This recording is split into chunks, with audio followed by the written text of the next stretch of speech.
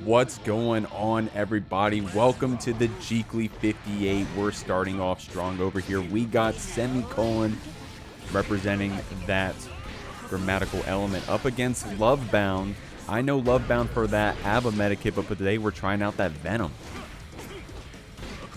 Yeah, Lovebound's been putting a lot of work into that Venom. I know specifically on tournaments like the Miss Bad Guys Wild Ride, she actually tried a solo Venom run. I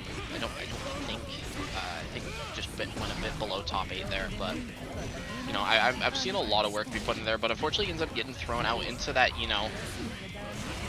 gets hit by the MLA, forced to spend burst here. And one thing I'm kind of curious about how the matchup goes here is, at least with regards to the cue balls that Venom does set up, I feel like those are just a big nuisance right now, but maybe not, especially if we're able just to set up that throw that HCL. Great stuff right there. Semicolon getting that first round. Also, I want to do some quick shout-outs real quick. Sorrel, I apologize. I was setting up the bracket, homie, but not only did you gift some subs to the channel, man, you didn't have to do that. Thank you very much, my friend. She also did a contribution to the Matcherino, $30 out of that pot, guys. Exclamation point Matcherino if you want to add your own codes. It's free to do so, but Sorrel, she came in with the subs and the direct contribution. Thank you very much. I know Semicolon's going to appreciate that. Sending Lovebound here through this wall, ready with that super, building it up off that slump offense. And speaking of that good old Matcherino, if you yourself want to contribute and support players like Semicolon, who's currently cooking up, taking that game 1, but you also want a little something for it, get that exclamation point shirt.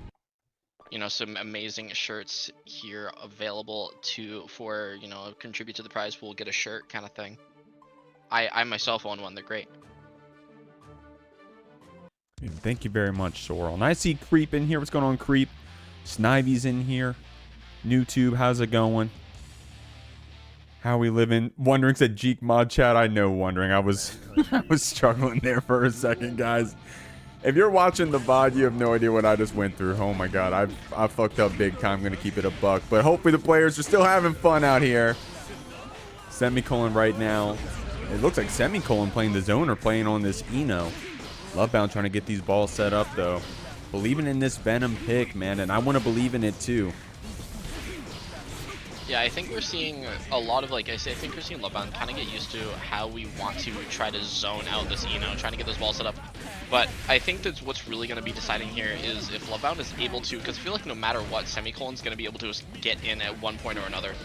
And we just need to be able to escape this, like a lot of these wall slump loops, a lot of that pressure. There you go, man. Those throws, bro. Oh, my lord. I hate getting stuck in the corner against that man, but that's what she does, especially when you play them well like that, like Semicolon is right now. Good stinger right there from Lovebound, trying to press this back. And I love, I think that's P-set, 2P, getting those low balls. Being able to block out that that stroke.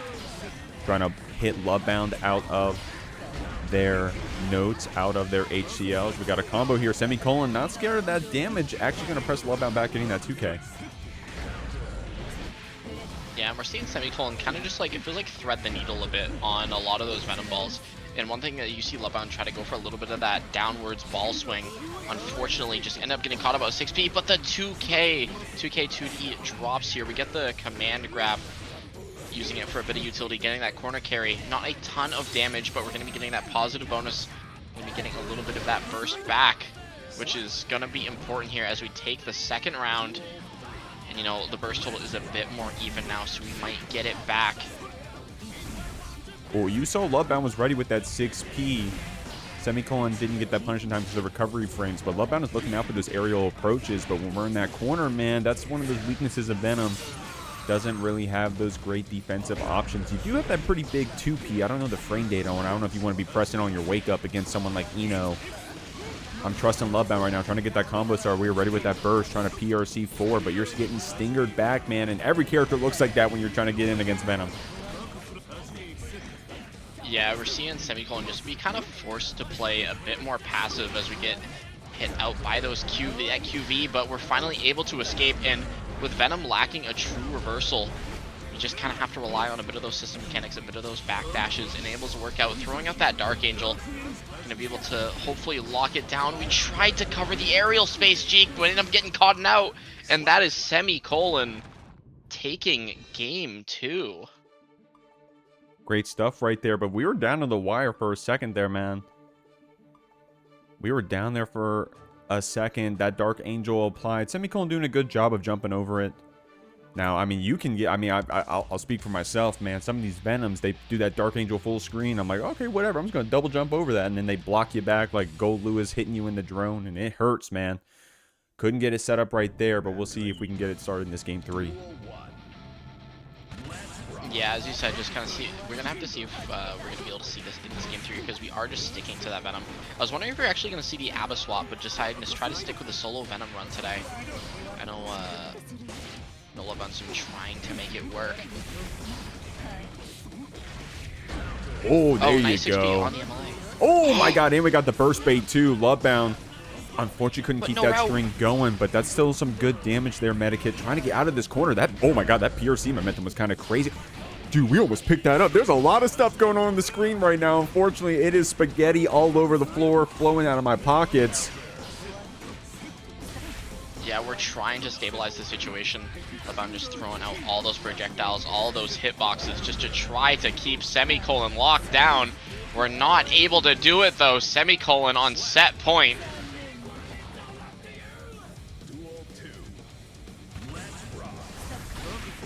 Oh yeah, don't forget about that air carcass raid, man. Of course, it's cool in those combos and those 2K2D loops, but you can do it in the air too on that quarter circle input.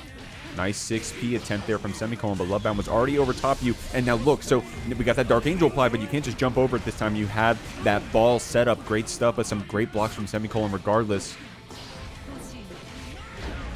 And I think the important thing to note here is that even if we weren't able to get a full, get a full conversion, a full, a mix going off of that Dark Angel there, we did get that corner carry. Unfortunately, we did get turned around here, so we are being sent through the wall by Semicolon. But I believe in the Venom here. We just need to be able to escape, and we're not gonna find it. Not gonna find the burst fast enough. Semicolon moving on tonight with a quick little 3-0. New match, new me over the Jeekly 58. We got layne on that Millia against the Lakey. I mean, we've seen Lakey cook up, I believe it was like a Jeekly or a couple Jeeklys ago, especially in that run with the Hackfrog Wizard, the two really Baiken's kind of cooking up there. Regardless, it's the current Jeekly, the current match. We're seeing Lakey already spend that burst out trying to stabilize layne. Gonna be able to send us through that wall here if we can open up Lakey. There's that TK, that bad moon. And that's gonna be a quick round 1. You gotta pin down this Millia. I mean, Baiken does have those options, like we just saw that JS, a lot of those JDs as well, just to try to control that airspace, but unfortunately, I mean, layne's just, you can't catch layne at the moment. Oh, and that 6K2, that one hurts, man. Oh my god, that was some cool mix right there. Of course, Lakey had time to react to that command dash cross up, but probably didn't expect the throw. I know I didn't. Now, great stuff there from layne, getting that perfect, but that's what Millia is supposed to do, right? Supposed to mix you up 1,400 times, deal a death by 1,000 cuts. Everyone says it. But we got to see what adaptations Lakey makes. Now, Lakey was playing against, I think it was Lakey, or maybe it was Hackfrog. Point is that these Baikens had to have some good practice against Millia last week when they were playing up against Walter, another hell of a Millia. layne right here looking just as strong. Lakey going to have to get some data from that first game and turn it into a win here. Yeah, 100%. Again, just seeing that Millia, you gotta try to pin layne down. We're not able to kind of get it going here. Layne just running that oppressive Millia mix almost just immediately off the bat. There's another throw for our troubleshoot.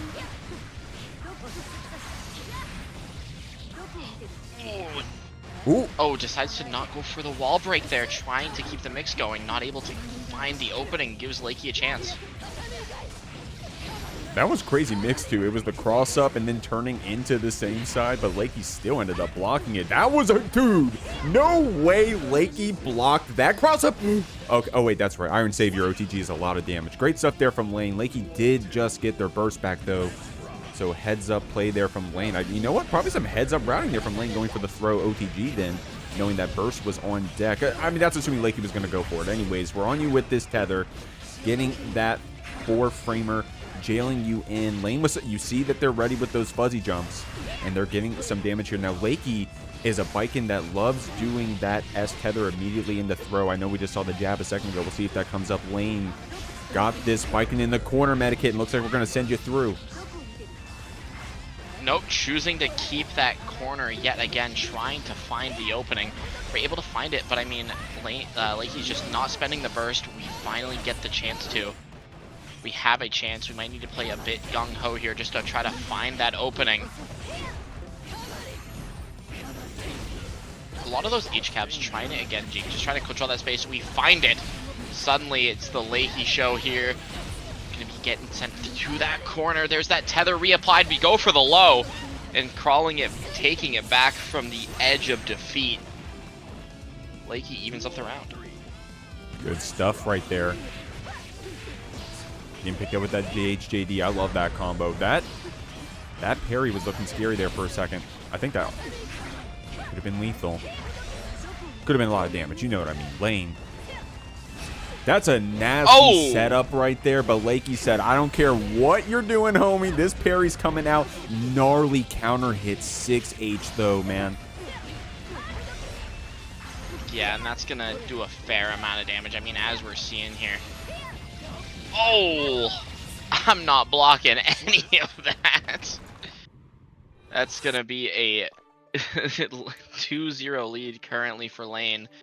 Cooking up.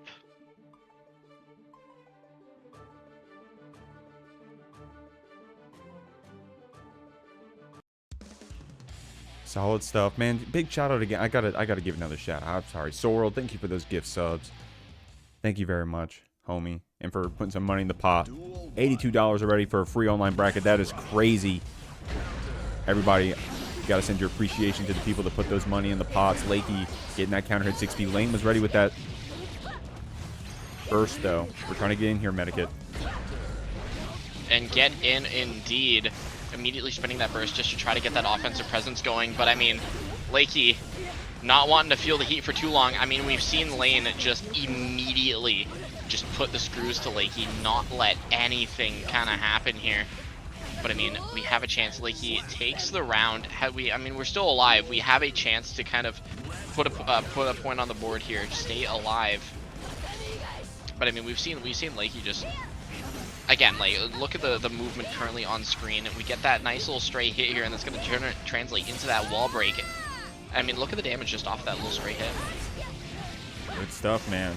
This Millia does damage sometimes, especially with a pilot like layne. Apparently, good stuff right there. Great routing. Capel falling in time to still get that winger input. Lakey does have some tension here, but yeah, maybe there's a chance you burst there, maybe, but we're wisely going to hold on to it. Set point here for layne.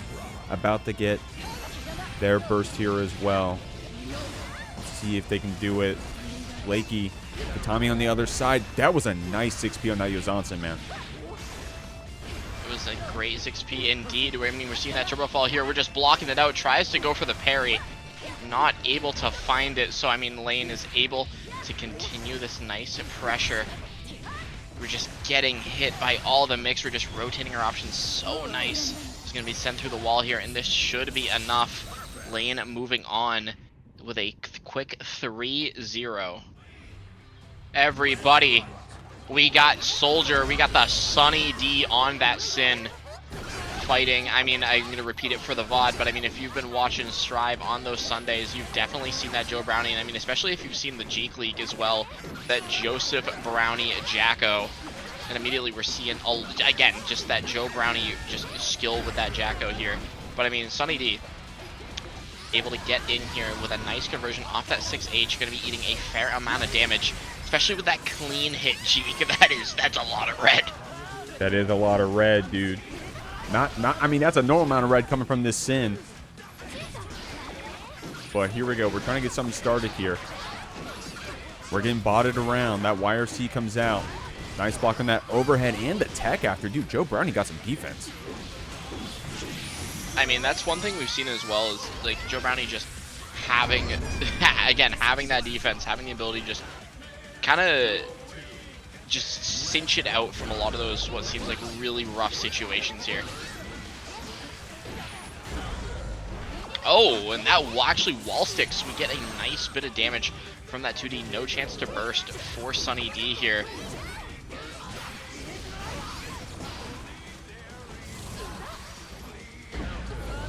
Oh, just walks forward to that far slash.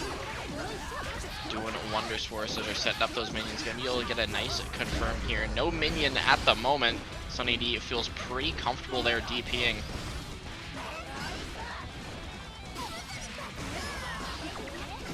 Oh, nice burst point actually, G, because if you look, I mean, Sunny D has no stamina here, and I mean, yes, we do have that 100 meter to kind of try to send it, but you're gonna get caught out eventually. Hold on! Oh my god, dude. Sunny D almost just went crazy with that Hawk Baker combo, man. And I was it distance? Is that why it didn't connect? I'm not sure. Joe Brownie doing a good job realizing that bot was going to die to RTL. Getting scooped out by the anti-air close slash. What happened here? Let's see. Yeah, just a little too far out, I guess. That is so unfortunate, man. Great attempt right there. Sunny D just got to brush that one off. Tie your shoes, homie. I'm sure you're fine. You'll be all right. Joe Brownie going to sneak away with that one right there.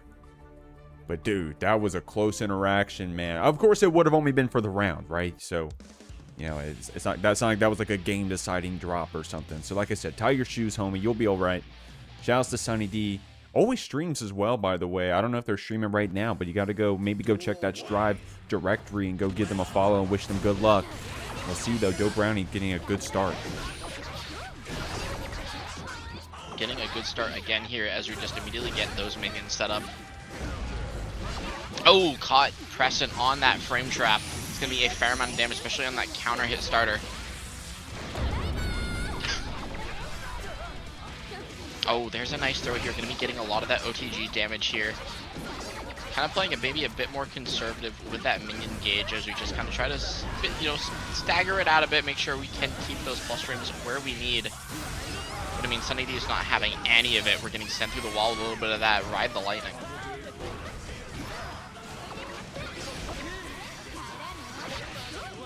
Oh! Getting clapped, man. You got to be careful about those bots. Even when Jacko is up in the air, you know, those bots are an extension of you. Be able to get that attack man, able to still take you out. I think Sunny D maybe went for a burst bait right there. Joe Brownie really patient, though, on that burst, saying, hey, I'm not going to give that resource away to you for free, you know, especially Jacko having access to that blue wall assault, can use this bot setup if you need it. Sunny going to spend the burst right there, says, hey, I don't want to play your game after getting countered by that 2D. Great 6P, seeing that beak driver come out right there. Yeah, and I mean, that really lets us get a lot of those minions set up, back up, but we don't have the meter to continue playing with them. So we're going to let Sunny D escape, but quickly kind of stabilize here. Sunny D needs to find an escape. We have meter to play with YRC, but I mean, I feel like looking at how Joe Brownie's playing here, again, just not going to find any of those YRC points. And that's going to be Joe Brownie taking game 2 in a pretty convincing fashion. Solid stuff there. I mean, Sunny's getting some good interactions, man. We're getting some of these good interactions, but Joe, of course, also having some decent combos. And that Jacko, man, it can wither you down. You know, I mean, that's some of the thing about playing against some of these Jackos, right? You just got to be patient, navigate around those bots, get yourself in, use those cancels to get in, which you've been seeing Sunny D do, you know, with the stamina cancels on Sin. That's a unique opportunity to get in. And then once you get in, you play around that bad defense. But, I mean, Joe Brownie just not losing these interactions. As I say that, though, we're getting counter hit. We're here in the corner. Sunny's got you beat up. Joe's ready with that burst. Yeah, and this might choose to be a blessing for Sunny D in disguise. We end up having to spend that burst out. But, I mean, now Joe Brownie can't really afford much to escape the corner here. But it doesn't really matter if we get a nice counter of ourselves. We DP it out. It's A-okay. Just send it. It'll work out here. Not going to get a wall stick, but it's A-okay here. Just get another counter hit. And that's going to be Sunny D taking a round here. And I mean, that was a fast, like, once Sunny got started, you know, it was over, really. Great stuff, man. Oh, wait for that, dude. That was crazy. These Sin Dead Frame 5Ps, there's a couple setups. I've seen like the 1 5P. I've seen the double 5P right there. Sunny D did it into throw against Joe. And where he got you staggered out with that 2K 2D, man. And that defend command can be tricky. Sunny trying to just play some simple defense. Gonna RTL through these bots, Medikit. This is a good way to clear them out. But we RC it and immediately get bursted out, so that's a 100 tension trade for that burst. Which, I mean, looking at the scenario, I mean, Joe is more than willing to spend that. But we have to make sure we don't get caught out for it. We have that minion set up. No burst out from Sunny D. Knows we have a chance to try to make it happen. Oh! But the little run over again just to make the block a bit more tricky.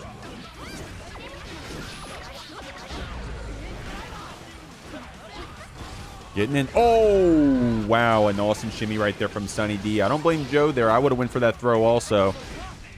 But Sunny with some decent pressure right here. Dude, that was a crazy low right there. Yeah, I mean, I was gasping for air over here. I was like, hold on, we're styling? Either way, though. Oh, no RTL. Deciding just to try to keep that corner presence.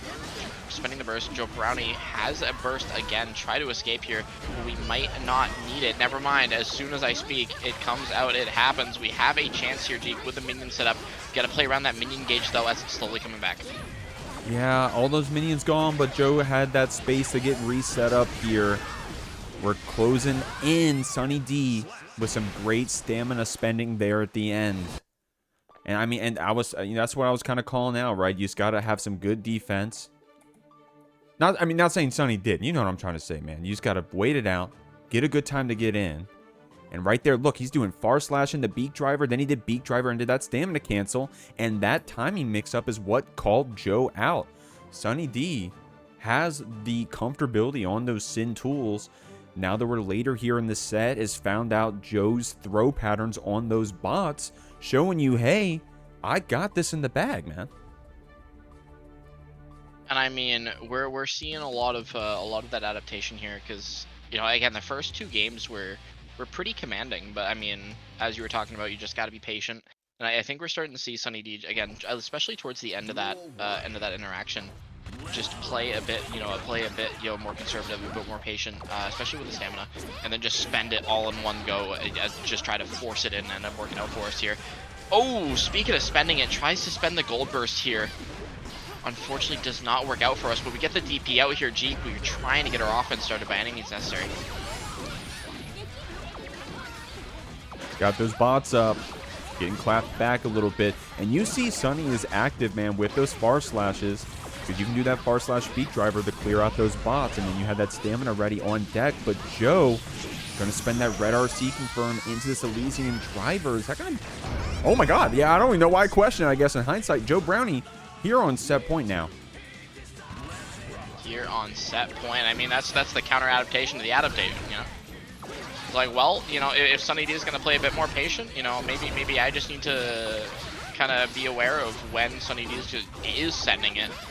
And maybe play a bit more around that, but we end up getting caught doing our backdash with the L-Con. But, oh, hold on.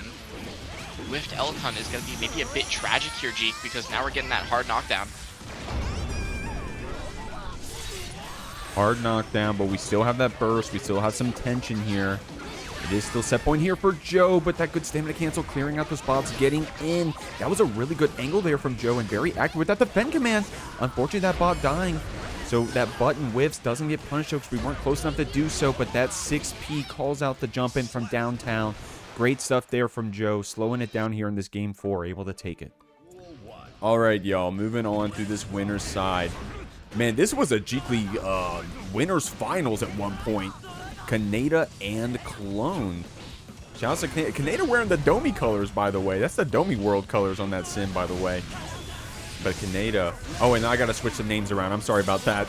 My first time streaming, by the way. Medikit, are you having fun watching the Jeekly, my friend? I'm having fun as always. I mean, we're seeing Kaneda already start to go for a little bit of that tricky movement. Nice air backdash here just to bait out that throw. Going to be getting a big chunk of damage as we get that positive bonus. Going to be getting that burst back we spent to get the mix in the first place. But I mean, we're seeing Cloned just try to start to take it away here. There's the reset. We're getting the mixes going. We blocked the reset. We locked mix number 1. There's that burst that comes out. Ooh, there you go, closing out. Kaneda with that beak driver. We even got the slowdown there at the end. God damn, Kaneda ready with that under tension if we needed it. Got you in that counter hit low. Gonna carry you to the corner as well. That's that all-in play style there from the Slayer clone, the very high APM Slayer. You know, I'm still wondering if we got the clown music playing. That's all I need to know. Either way, though, we're getting the RTL getting sent through that wall. We got that 50 meter. We got that no stamina. That's just how we intended it. Going for that honest stagger pressure as we're baiting out the burst. Kaneda sitting up 1-0.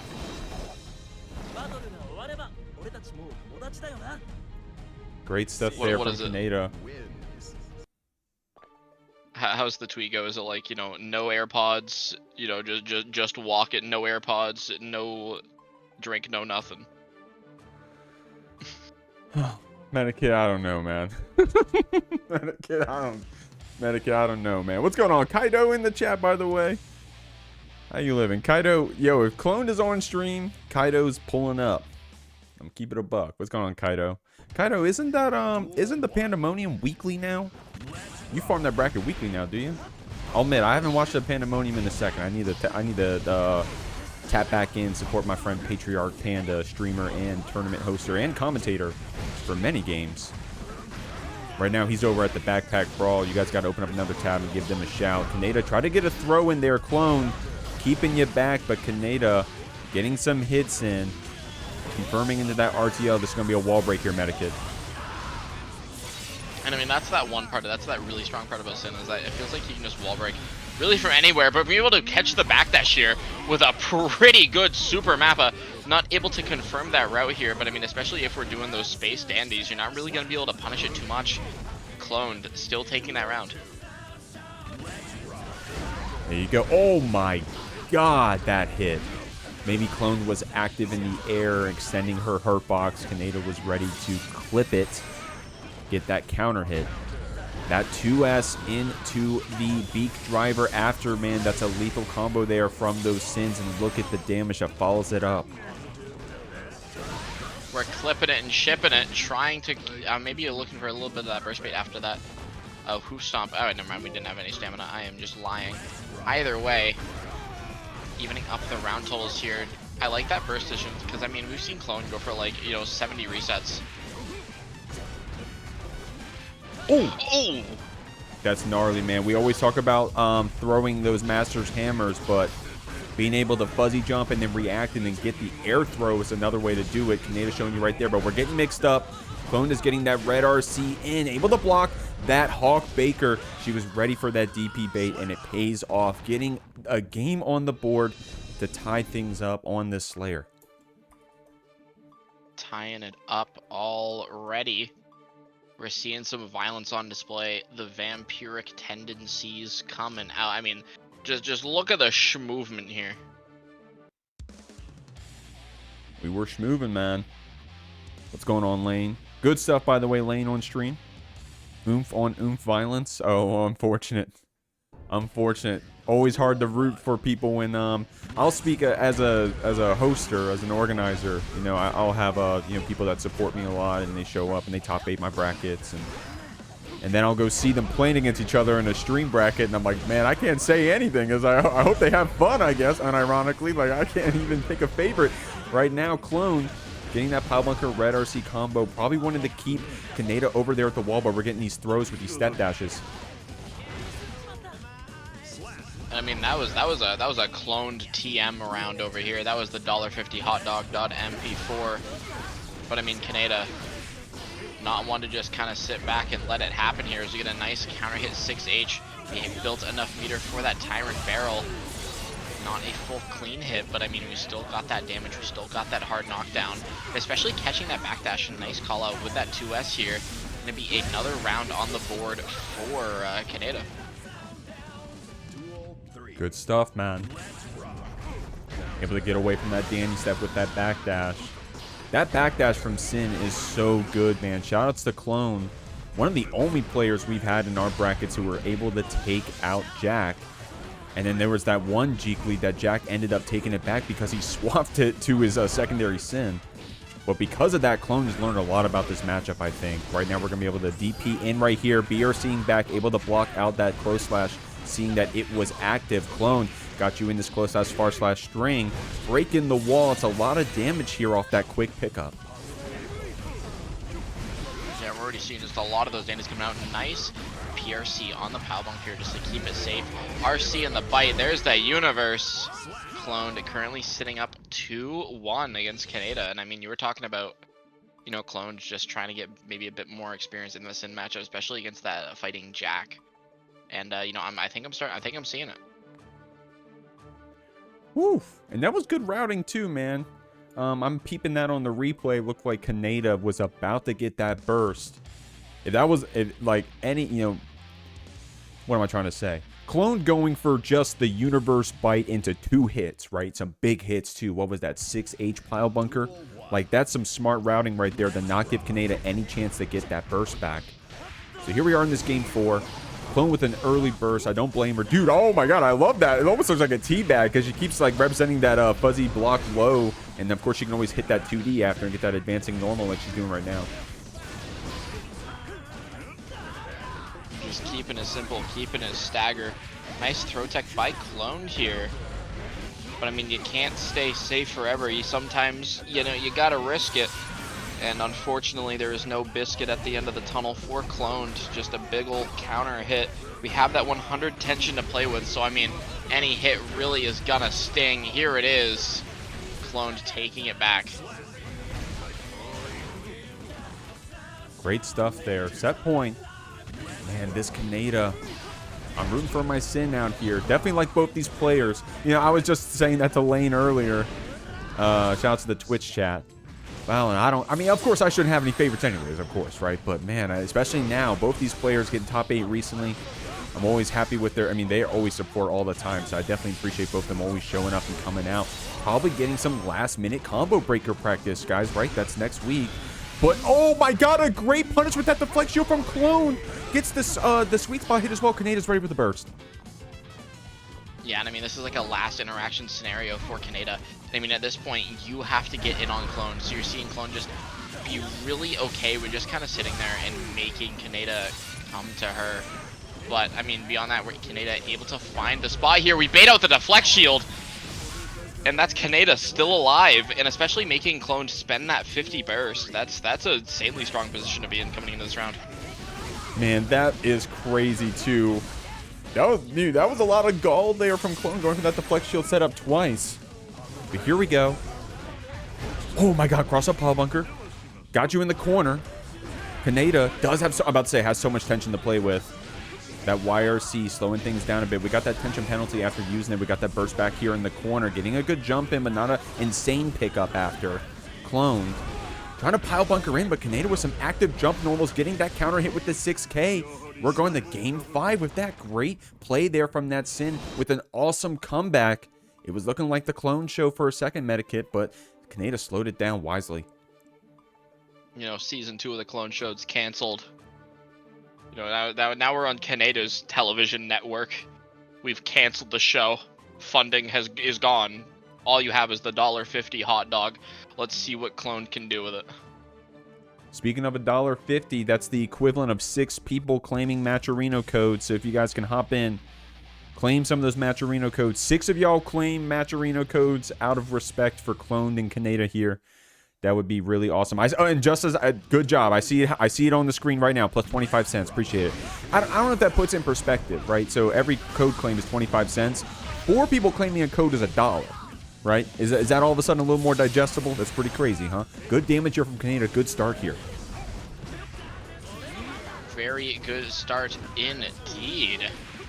I mean, we're seeing it just immediate, that Tyrant barrel here. Nice clean hit. One more interaction, one more hit will do it. I mean, here's the throw, but not gonna need it. There's the overhead. Getting beat drivered back. Kaneda using that Wild Assault to confirm this into the positive bonus. Clone was able to get that burst back, but not in time to keep that bonus away. It was only a soft knockdown. Now Clone very active with that gold burst, trying to get something started here. Medikit getting Red RC back. Getting picked up here in this stamina. Kaneda doesn't have any more stamina to play with though, but does have that YRC. But Clone ready with that delay tech. Kaneda getting this pickup, going for the reset on that jumping. Clone with a good mash to get here out of the corner. Yeah, and this is exactly what we were looking for. Getting a nice bit of damage here, getting that bite. One more hit'll do it, and the pile bunker trade gonna be taking the round here. We're going to last game, last round. Dog, that is, what was that, dude? That was some insanity. Kaneda saying, I don't want to block anything here in this corner. I'm going to spend that burst. Good counter hit. Now we got it swapped back with Clone. Oh, in fact, we got a wall break. Getting that eat, but didn't have time to get the super after. We do have the tension for the mix or for a red RC confirm if we need it, or a hard knockdown. We just get a raw pickup into that stamina. But we just got to play careful. I mean, no, we backdash the burst, making it a gold burst. Or not even making it a gold burst, just getting out of that range, not keeping it unsafe. Kaneda, 3-2, moving on. We're moving on through the Jeekly, everybody. We got some strong players out here and 2 Jeekly contestants in their own teams. We got Kreator up against MacMens. MacMens, of course, on that Anji. You already know Kreator playing that Giovanna. I've always known Kreator as that Giovanna player. Down there from Florida, is that right? And then picking up Slayer for a minute as well, so maybe we got a deep secondary if we have to. But, dude, this Giovanna is a killer in these brackets, so we'll have to see if it even comes to that. We got MacMens here in the corner, confirming to that, oh my god, confirming to that BRC. That was a weird combo, but Kreator looking pretty stylish. I was like, hold on, there's no way this routes, but apparently it does, and that's going to let Kreator secure that first round here. I mean, I feel like a lot of this might be decided by who truly gets their offense going first. I mean, you can say that about most matchups, but especially with players of this caliber here, with their offense just being insanely tight. I mean, again, we're looking at MacMens just being able to get that offense started here pretty early, and suddenly, I mean, we're going to be going for that super here. That's death, actually. Oh my god. Dude, the quick back and forth, man. These players are explosive. They're showing you how strong offense is in this game of Guilty Gear Strive if you're a player who's been navigating it for a minute, right? Now, these are characters that have been in the game since day one. I know both these people have been playing the game since day one, so definitely a lot of counterplay, a lot of matchup knowledge this far into the game's lifespan. What is it, 3 years at this point, guys? 4 years or some shit? Man, we've been playing this game for a minute, Medikit, depending on when you came in. Yeah, I've been here since the beta. I just took a couple breaks here and there. Either way, though, we're seeing MacMens just forcing Kreator really out there just to spend that burst. Tries to PRC it just to make it safe. Unfortunately, not able to really punish anything out from Anji. Just going to see MacMens secure that game 1. Strong stuff there from Mac. And yeah, man, that's such an unfortunate situation when they get that spin in, the Anjis. They get that spin in, and you're PRCing, keeping yourself safe from the spin, but that koi fish after saying, hey, you know, yeah, you use your 50 tension to make yourself safe, but I'm still going to get this guard crush after. And then MacMens just setting it right after again, saying, hey, if the koi, maybe you had PRC once, but you have it again. Anyways, game 2.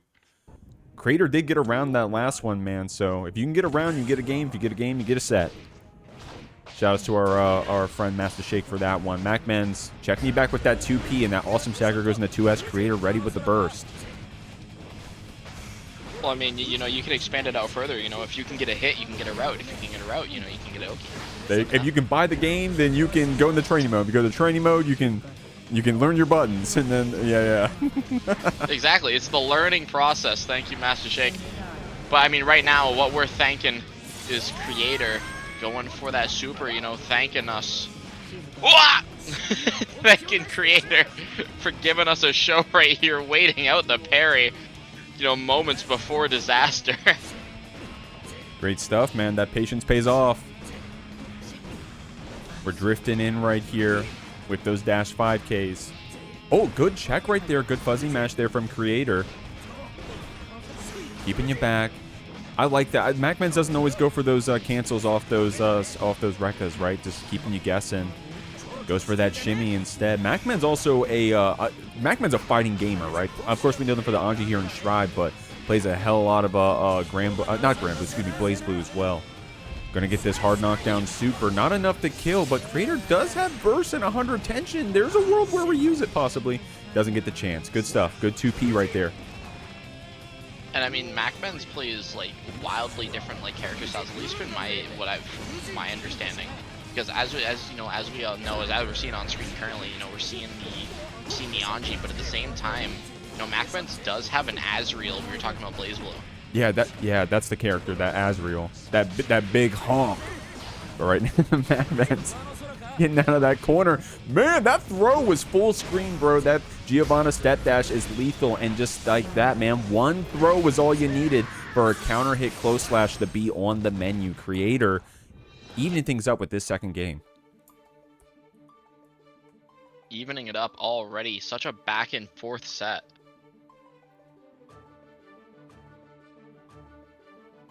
Seeing on that instant replay there, just MacMens maybe a bit too enthusiastic to press. And I'm getting caught out, especially at that meter. It's pretty dangerous.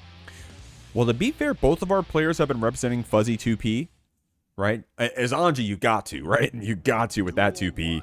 And is it 2P or 5P that's 4 frames on Giovanna? I'm not sure off the top of my head. Point is, if both the players are going for those fuzzies, so, you know, MacMens using those staggered 2S's,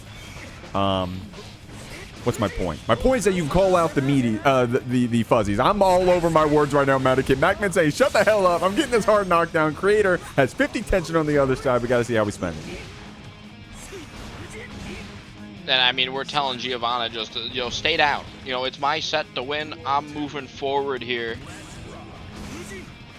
I mean, you might see the Kreator time, the Kreator zone.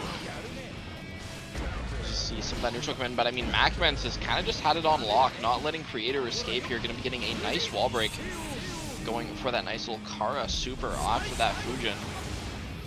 Obviously not going to be death just yet. We had that deflect shield maybe coming back here. Oh my god, went for a throw whiff right there, but MacMens able to get back in, securing that perfect. Kreator right there, creative. Trying to call out MacMens for being too antsy on those throws, possibly. But that PR... Oh, you know what it was? It was the PRC 6P there from MacMens, slowing things down with that great reaction. I like that right there. Okay, we're here trying to threaten this set, trying to move on. Now, this still isn't a qualifier, by the way. The winner of this match gets the privilege of fighting SQ's Ramlethal. She's sitting up there, trying to qualify into the winner's side of semifinals.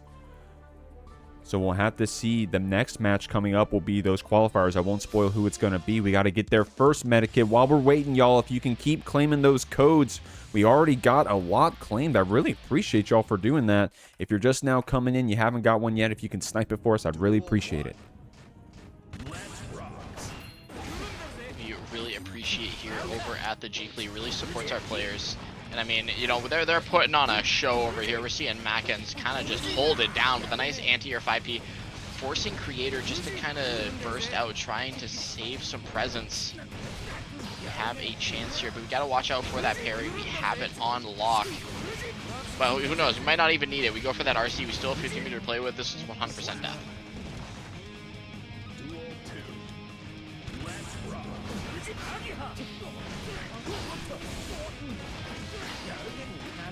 Oh, there's that throw coming out, the whiff button, the whiff falling button into throw is actually, it's always so cool because I had never expected it and I always get hit by it. A lot of throws coming out here, man. Oh my god, Kreator going for another, but MacMens, I think, was just spaced out a decent amount. Called out that 5P, good blocks on that 5D from Kreator, and it looks like this is going to be the round for MacMens. We are on that set point. But, dude, that was some good stuff there from Kreator. Had that crazy throw loop in the corner. Had some great reactions on that 5D. MacMens does have the burst here. We'll have to see if he uses it early or even needs to. Kreator, pretty aggressive here in the corner. And I mean, that aggression might be just what you need, especially because you don't want to let MacMens get started. Because, I mean, MacMens is able to escape, and I mean, suddenly you're kind of stuck in the pressure here. You're able to escape the corner, but, you know, we're not able to get the offense ran for long. MacMens, we're talking about a lot of those fuzzy 2P presses. I mean, MacMens has just been on lock with this. Bar Slash is coming out, and dude, having that PRC after, you almost get to use those with bar slashes as a bait, especially as fast as MacMens is able to PRC 6P. Good drill right there from Kreator. What a good projectile to use that dog dart through. MacMens ready with these throws, saying, hey, I'm not getting throw looped again, homie. I'm ready with that tech. Kreator has his 50 tension, saving it, though, not spending it on this YRC, just blocking it out the old-fashioned way. That BRC drift down pickup, dude, Kreator, so patient on defense, able to use that tension offensively, takes the round pretty solidly. It was looking like either player's game, especially with MacMens running you down. Only needed one more hit to get that opening, but Kreator, so patient, so defensive, able to get that game 4. Another game 5 situation here at the Jeekly.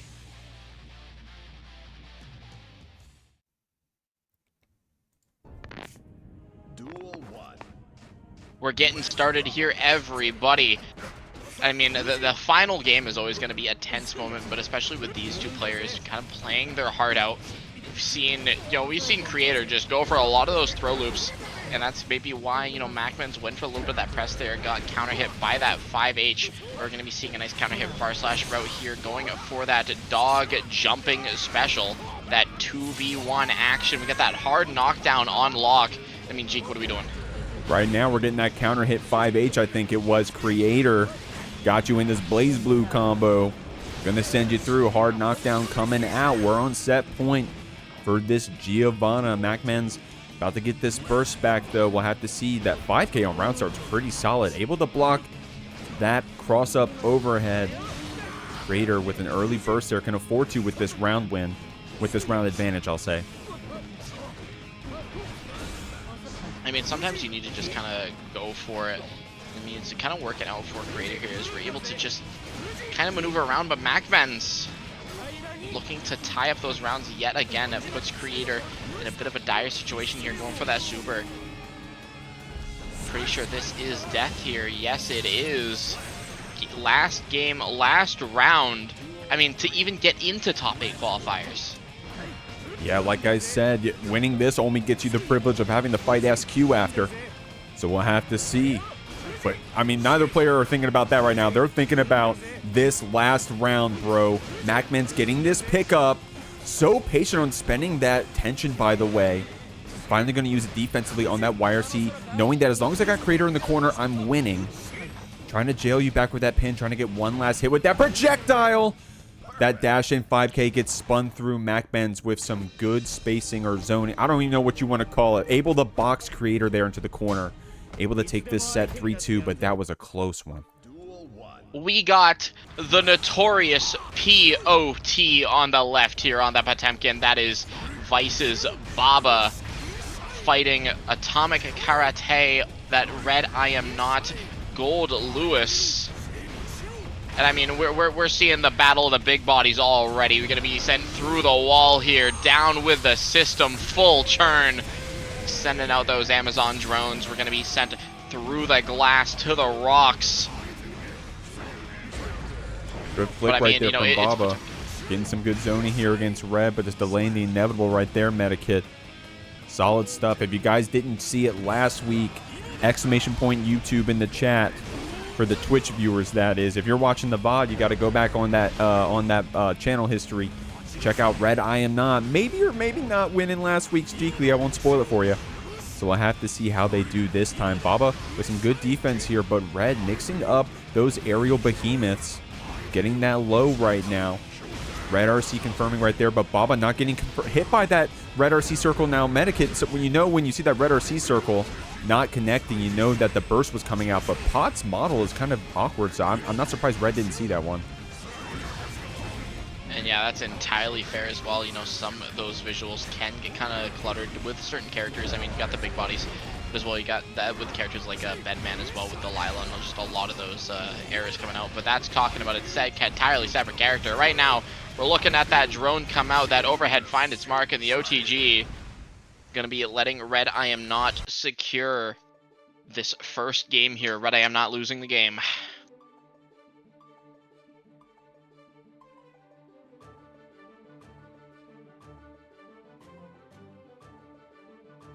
You know, I was gonna say before as well, just, you know, don't count out Potemkin, but, you know, at this point, you know, it's with the battle of the big bodies, you just don't count out anybody, really. Both can explode you. Duel 1. And you're going to explode one way or the other, whether you're winning or losing. And poor Red, by the way. I feel like every time we got Red on stream and it's not like a top 4 match, it's always against a big body. Always. I feel bad. But at this point, Red's got that XP against these big bodies, against Goldlewis's. Damn, we throw Red through the mirror quite a bit as well. So we'll have to see, man. Baba trying to get out of the corner, getting countered by that far slash, but was ready with the burst, but then Red with another far slash in here. Got this good pressure. Baba with some good FD blocks, saving that HP, but now you don't got that tension, man. And some of that danger about Potemkin can be those PRC jump scares, those weird interactions, but if you don't have the tension to use them, then Red's going to take that round from you. Yeah, just quickly trying to get to that 2-0 position. I mean, already we're seeing just that low coming out, a lot of that, just those behemoths coming out. In this behemoth typhoon, we're sending Potemkin to a new time zone.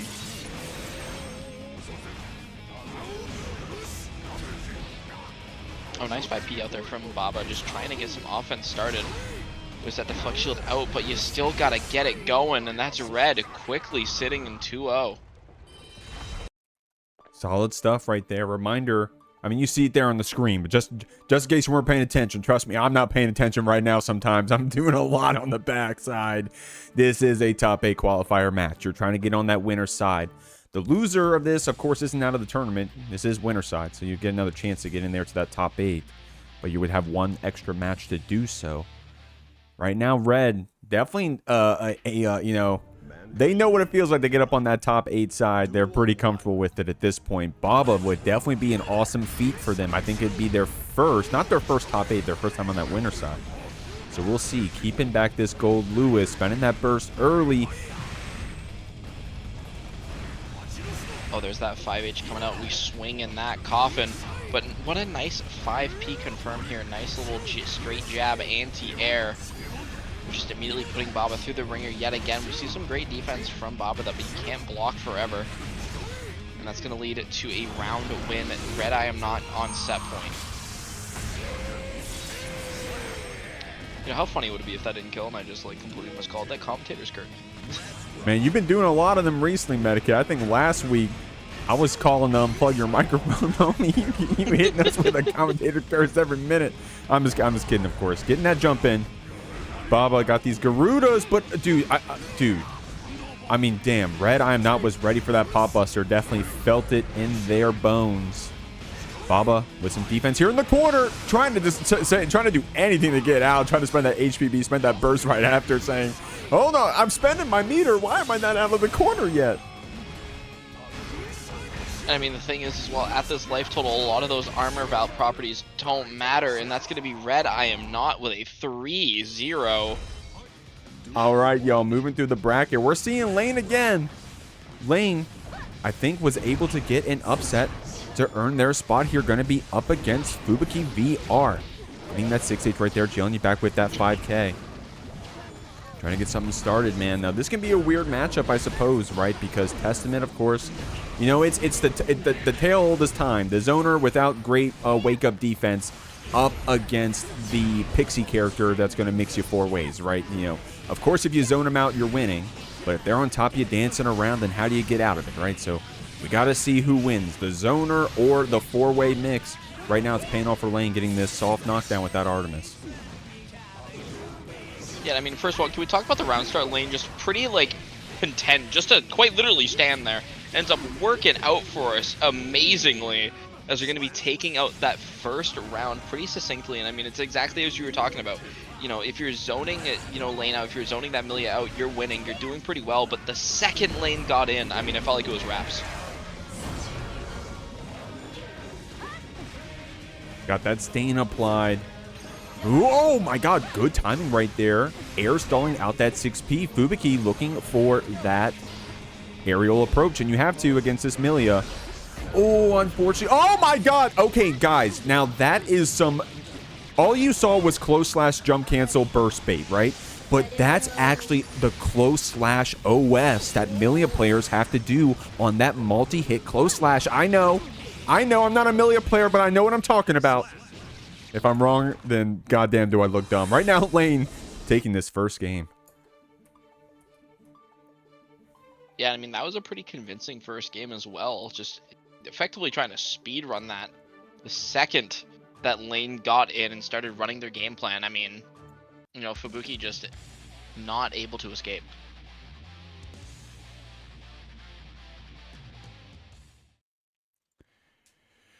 Alrighty. Here we go, man. Layne getting a game here. I'm going to keep it a buck, man. Layne on a heater. But the set ain't over yet. Fubuki, we're going to have to see if she can slow things down here. Going to burst you back. Getting picked up with that Crow. Had the 5D unlocked. Layne waited for the burst safe normal, the 2H. Or the burst unsafe normal. You know what I mean. Fubuki with some good FD blocks. Trying to keep Layne off you with that JH. With these FD blocks on the JH, but the mix comes out. The Capel gets the pickup. We're going for the reset medikit now.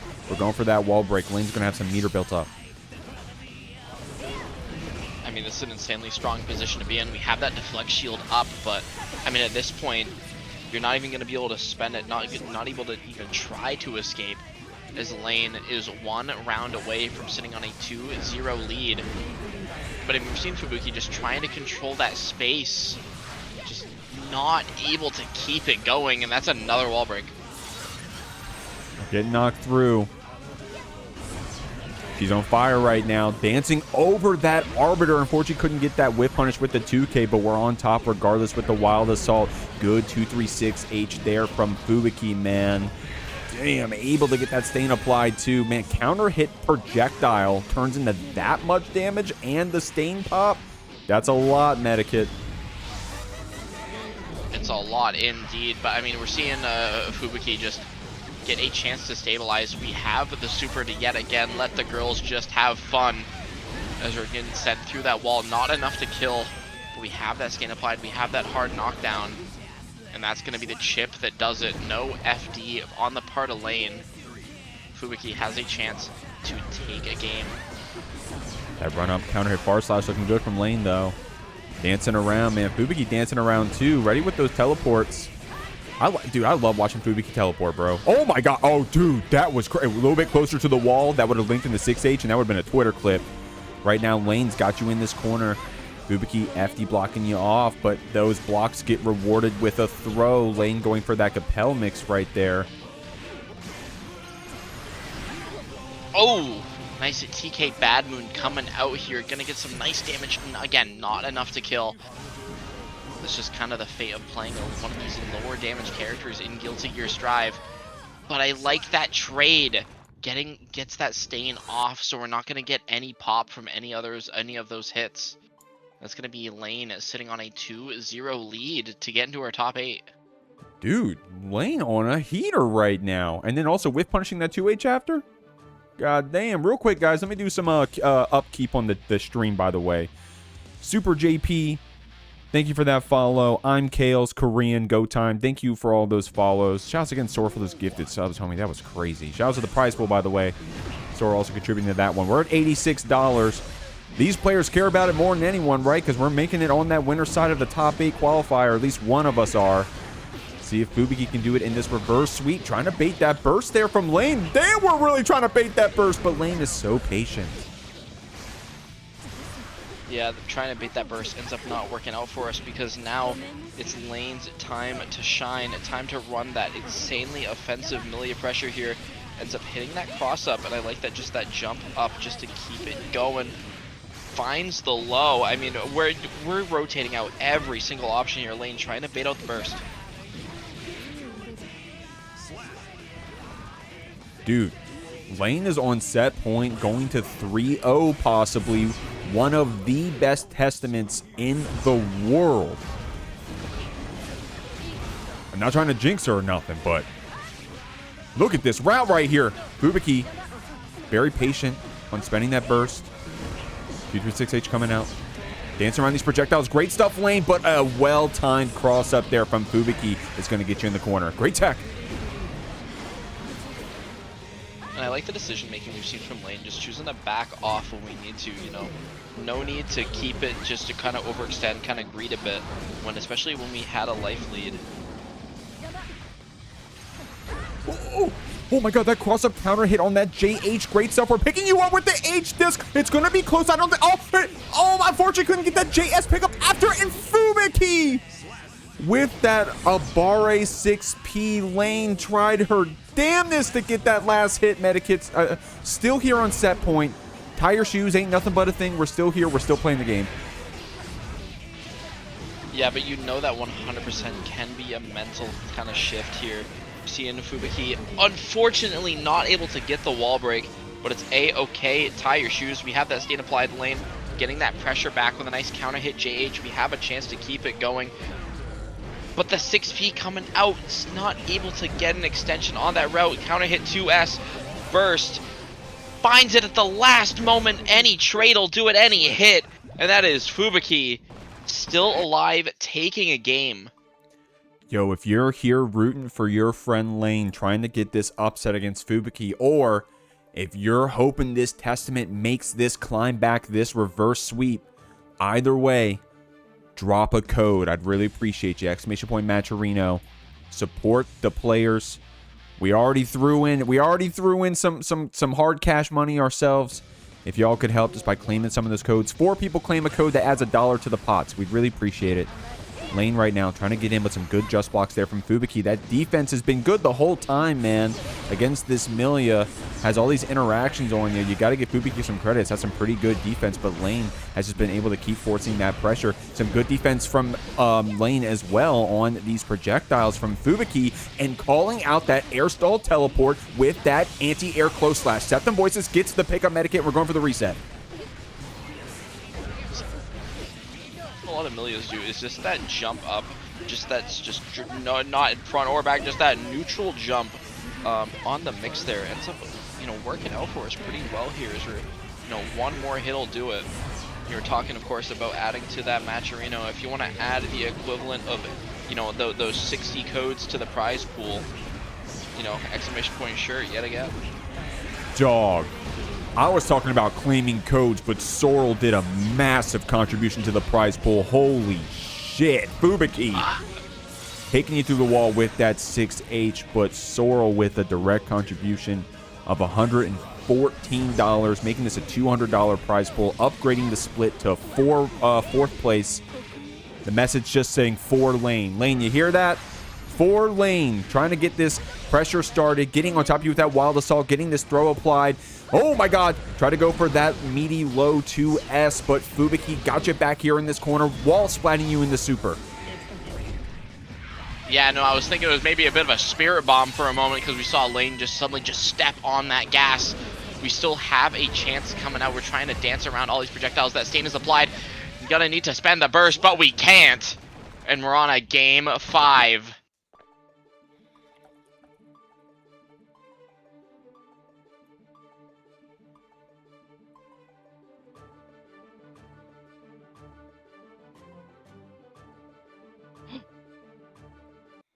Backpack. Backpack. The Hold on. Backpack brawl. Oh shit! Backpack. What's going on, Backpack? Do I have a mod? Can we get Backpack a shout out? Here, I'll do it right now. I'll try my best. There we go. / shout out Backpack. Yo, Backpack. I hope you guys have fun over there. Y'all, you guys got to support Backpack Brawl. Please sign up for their bracket. They stream top 8. Their YouTube videos are fucking awesome. They have some of the best YouTube videos for tournament streams out there. Definitely one of the best. So please give them a shout. Please shout them out. I just sent them a shout out in Twitch.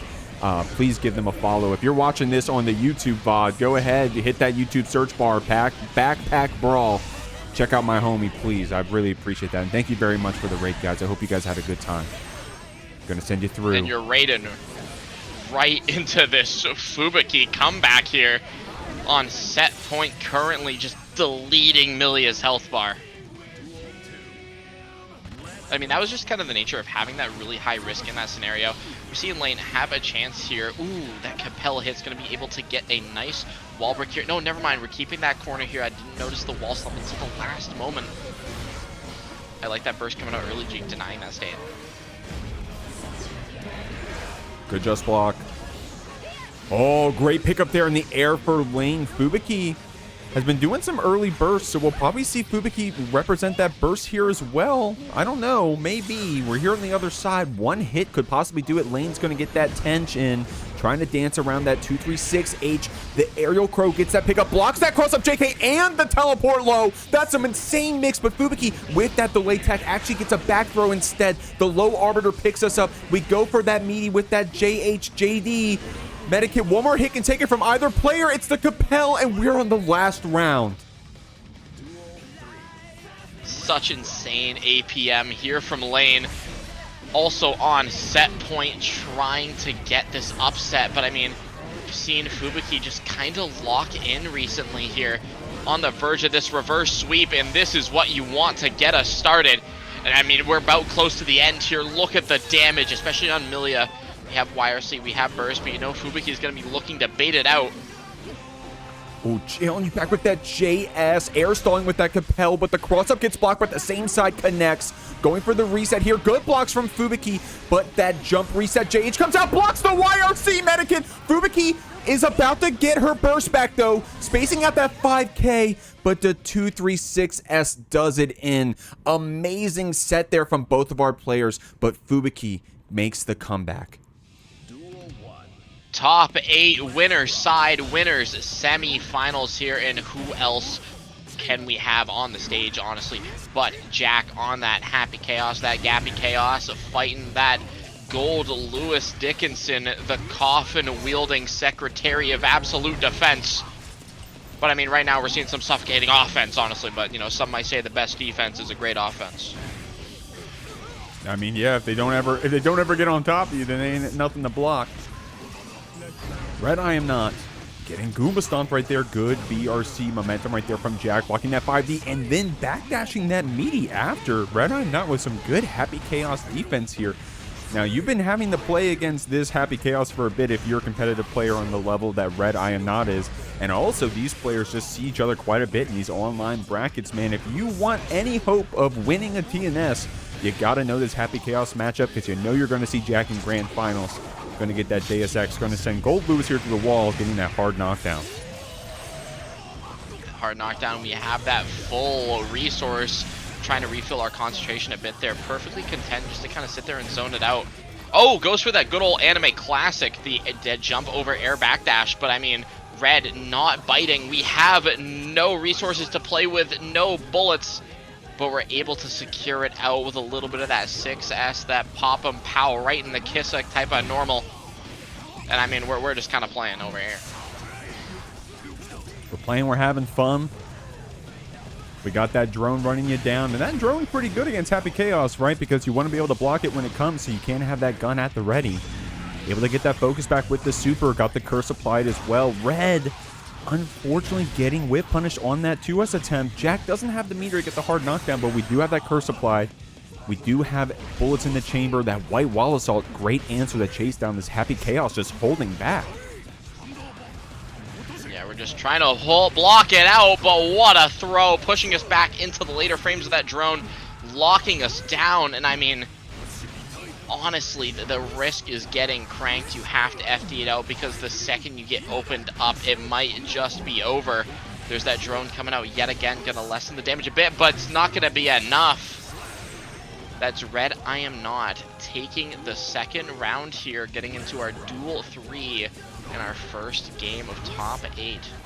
This has been a slow-ass game so far, Medikit. I haven't been paying attention to the round timers. Y'all watching the VOD can go back and check. But this has been pretty slow. I mean, for a Goldlewis, man, this has been pretty slow, but Jack has just been able to slow it down that much. Gonna get all this ammo back, got a chance to get some of that focus as well. Red will have this burst here on the other side, but Red also opting to use it on White Wild Assault and stuff as well, so if we can get a chance to not spend it, looks like we are going to send it. Ends up blocking out that drone, but we're at a spacing where we're not really able to take advantage of it. We'll get a fast PRC on that throw. And with the amount of hit stasis Makina does, this should kill. It's going to be Jack taking game 1. Great stuff there. Jack able to take that first game. Jack no stranger, by the way, to these recent top 8s. You know what's kind of cool about this match right here, Metakid, is that RedIAmNot went through a really long string there for a second of winning every Jeekly, it felt like. I'd have to pull up the Hall of Fame to tell you, but Red was winning back in the Jeekly 40s. Well, of course, they already got a lot of wins under their belt anyways, but in the Jeekly 40s, sometimes multiple weeks in a row, able to take this bracket. Now, recently, if you're a new head watcher here at the Jeekly, this Jack has been showing up a lot more consistently. Shouts to Jack's participation. Thank you for that, homie. Is the new reigning champ, seemingly. So every time Jack shows up, man, I don't know if Jack is... I have to go back and check, Metakid. It used to be fresh in my head. I don't think there's a Jeekly that Jack is signed up for that he didn't win. I mean, Red's looking to change that tonight, but that's always going to be a challenge, especially when we get our 486 backdashed, where we're able to keep Jack kind of locked down here. We have that low security, so you can't really go for a lot of the security cancels, but you have to deal with the behemoths regardless. I mean, they were strong without the cancels, right?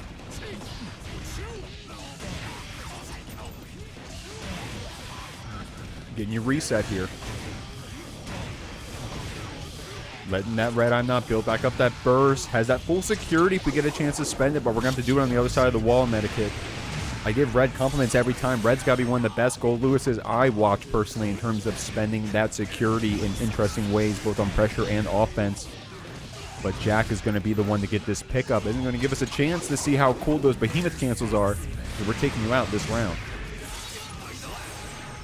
Yeah, and that's a quick little round here. Jack trying to get up to that 2-0 position, you know, trying to get that winner's finals here pretty quick.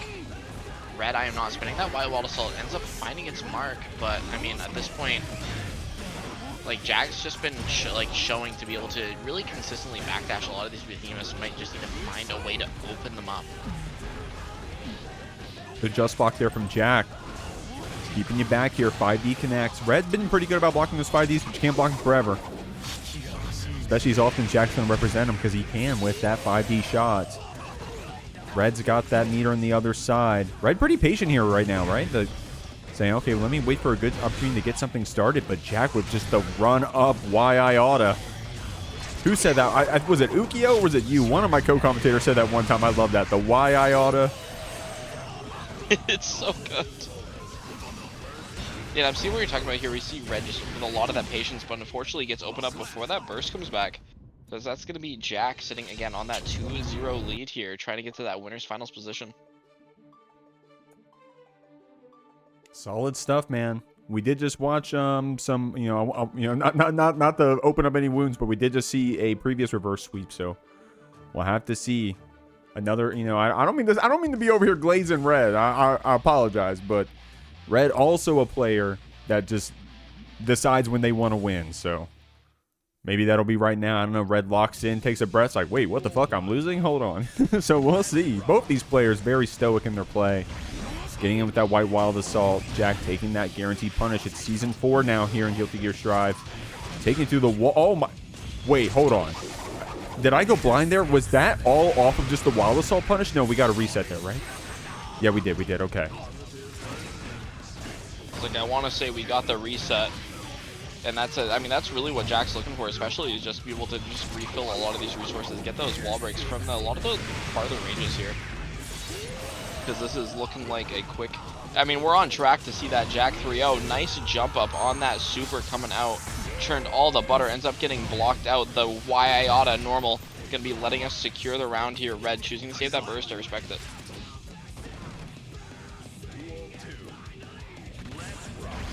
White Wall assaulting in the backdash on unfortunately getting punished by that very active normal there from Jack. Now, that one actually was a white wall assault punish. Technically a backdash punish. You know what I mean. Got that 50 tension. Jack blocking that low after the drone. Ready with the tech as well. Dude, I got to give it to Jack. Has had amazing defense so far in his entire set. Yeah, he's been just really on point. I know I mentioned it before, but a lot of those really consistent backdashes with those on those behemoths, you know, just not being opened up by really anything Goldlewis has been doing out here tonight. Baits the burst out, and that's looking to be the Jack 3-0 to get into winners of finals, ending it off with the YoKai. Here we go. SQ right now. Trying to keep back this Fubuki in winner's side of top 8. We haven't seen SQ tonight. We did watch Fubuki's qualifying match. An awesome clawback that she had up against Layne. Shouts to Layne. But shouts to these players. SQ, man. SQ, a many-time winner here at the Jeekly. And I said it in the pre-match introductions. SQ able to get 2 TNS wins back-to-back. We'll have to see if she can do so again here at the Jeekly with a really strong start against Fubuki right now. This is some slaughtering going down with these zoners right now, Medikit. I mean, again, it's just gone. The life bar is gone, deleted. There is no saving it. We're just moving on to the next round, looking to the future. Fubuki starting us off with a little bit of backdash, not wanting to let SQ snowball a bit too early here. Teleporting around, trying to dance out. We're able to secure the corner off of this, getting a nice little wall break, Jeek. What are we doing post wall break? We'll see, my man. We're trying to get something started here. Windshield wipering you through, man. Breaking that glass. Man, these windshield wipers are too strong because they're out here breaking the glass, Medikit. PRC super throw right there from Fubuki. Getting another throw for your trouble. Said, SQ, you're too good at blocking, homie. I'm going to have to throw you around for your troubles. Oh, dude, wait. Was that wiper actually heads up SQ trying to get away from that testament? If that was intentional, that was insane. It's looking like an AMB. Getting sent through that glass. We're breaking it again. You know, how many windows does Ramlethal need to break before it becomes a problem? Yeah, how many windows are we? Oh no, the BRC meant that we couldn't punish that deflect shield because the timing was a little off, but that run up low is going to take it. Good stuff, SQ. Yeah, I was going to say, how many windshields we got to break before they recall these wipers, Medikit? I mean, you got to go to O'Reilly's after that and be like, you got to report this. O'Reilly's. Bam. Auto parts. Bam. That was important. Whenever you say O'Reilly's, it just has to happen. Yeah, we need a soundboard for that one. You invoke the ancient being, O'Reilly's Auto Parts. All right, taking a breather. Chat, can I get a scream if you love O'Reilly's? A scream? Yes, scream if you love O'Reilly's. Yeah, chat, can you scream and we can't hear you on that side? Can you just scream and then... By the way, shouts to Tome, shouts to Baba, shouts to Sorrel screaming in the chat right now. Jay Jennings is in here. What's going on?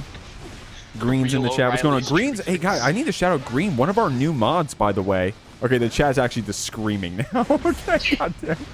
All right, yo, we're screaming out here for Fubuki, trying to get that 2S on SQ.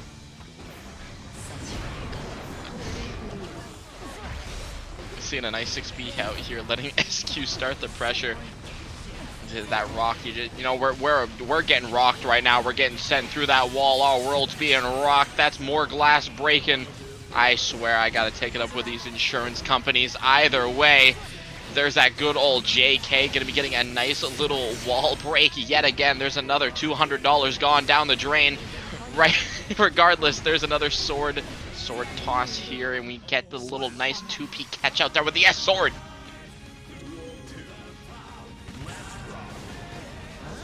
Oh, these JS is coming out. SQ getting wall assaulted back.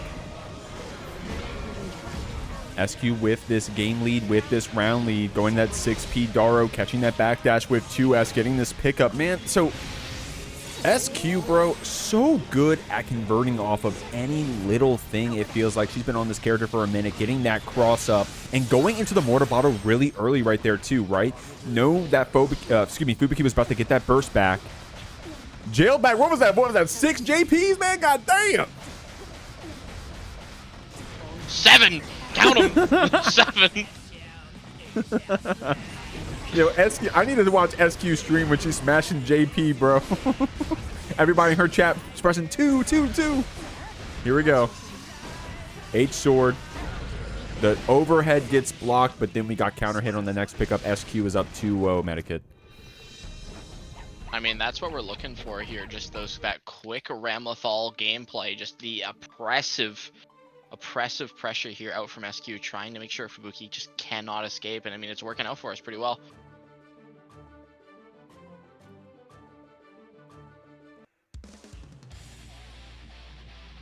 All right, y'all.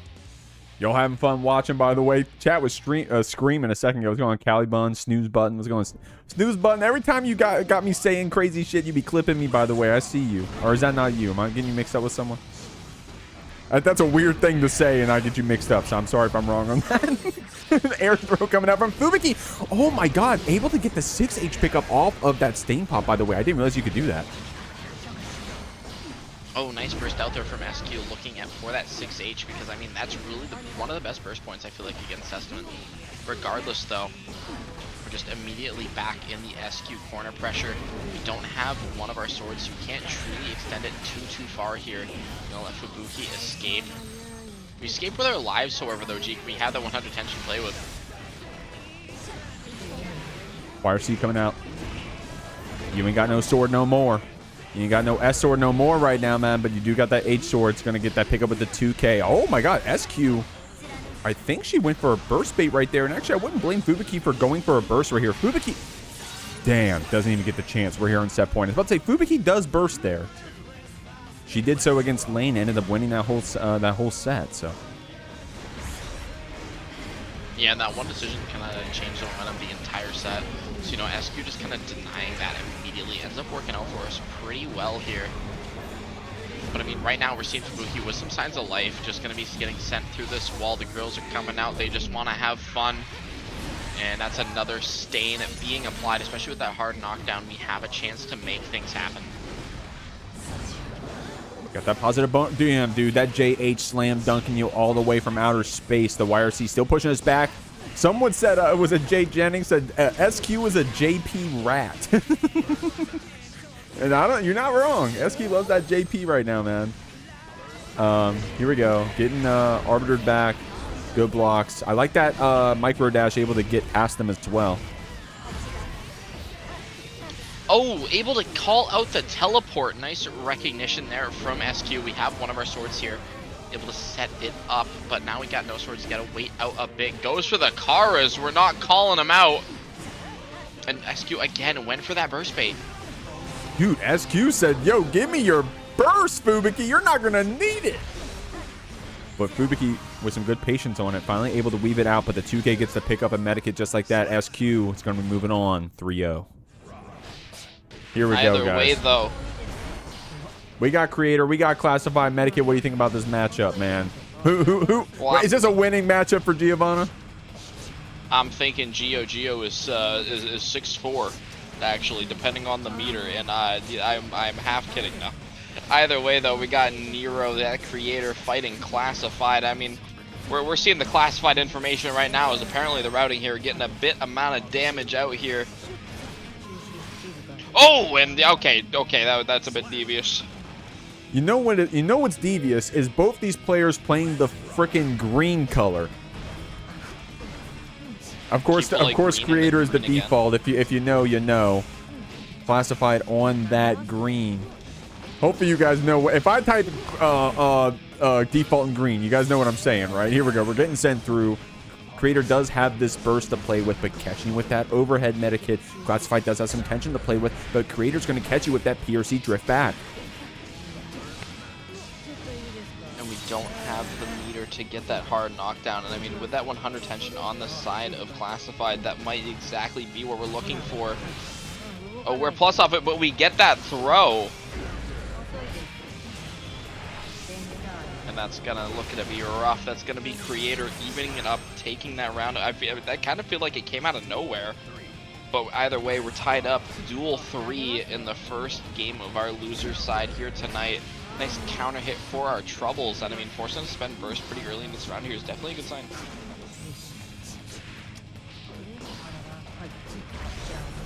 Getting pushed back here. Wolf kicking you. But Classified is running some awesome pressure. Kreator went for the tech, but it turned into a back throw. We're getting 6P. Classified chasing you down. Going for that red RC. Dealing some damage. Wild Assault canceling into this combo. Gonna kill with that wall splat. Classified getting themselves close enough with that wolf kick. Taking that first game. That was crazy of a wall splat right there.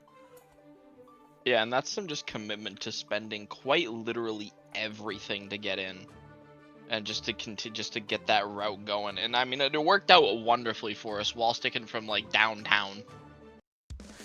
Okay, so I changed it to white and green, okay? And hear me out. Hear me out, and chat, tell me if this makes sense or not. Kreator has the white shirt, Classified as the green shirt. Does that make sense? Does that make sense, you think, guys? Axe Mafia in the chat said, could be green and lime. Is that actually better? If I said, would Kreator be lime? Makes sense. Big Will said, makes sense. Jay Jennings said, yup. Okay, we're keeping it. Kreator is in the white shirt. The default color, if you don't know. Classified on the green. Classified normally runs blue, by the way. So Classified on the green this time is being diabolical. Great stuff. Classified, by the way, getting that last game. I didn't update the scores either. Man, I'm really trying to make this hard for me out here, Medikit. I'm going to keep it a buck. It's A-okay. We all have those times. And I mean, right now, you know, Kreator's having a whale of a time out here, getting a round up against that Classified. As we're getting that throw yet again. I mean, pretty quickly here, trying to just get a lock on that good pull, trying to tie it up. But I mean, again, it's the thing about mirror matches is you know exactly what your character wants to do. So it's a lot of those like really weird adaptations you have to make specifically for your character.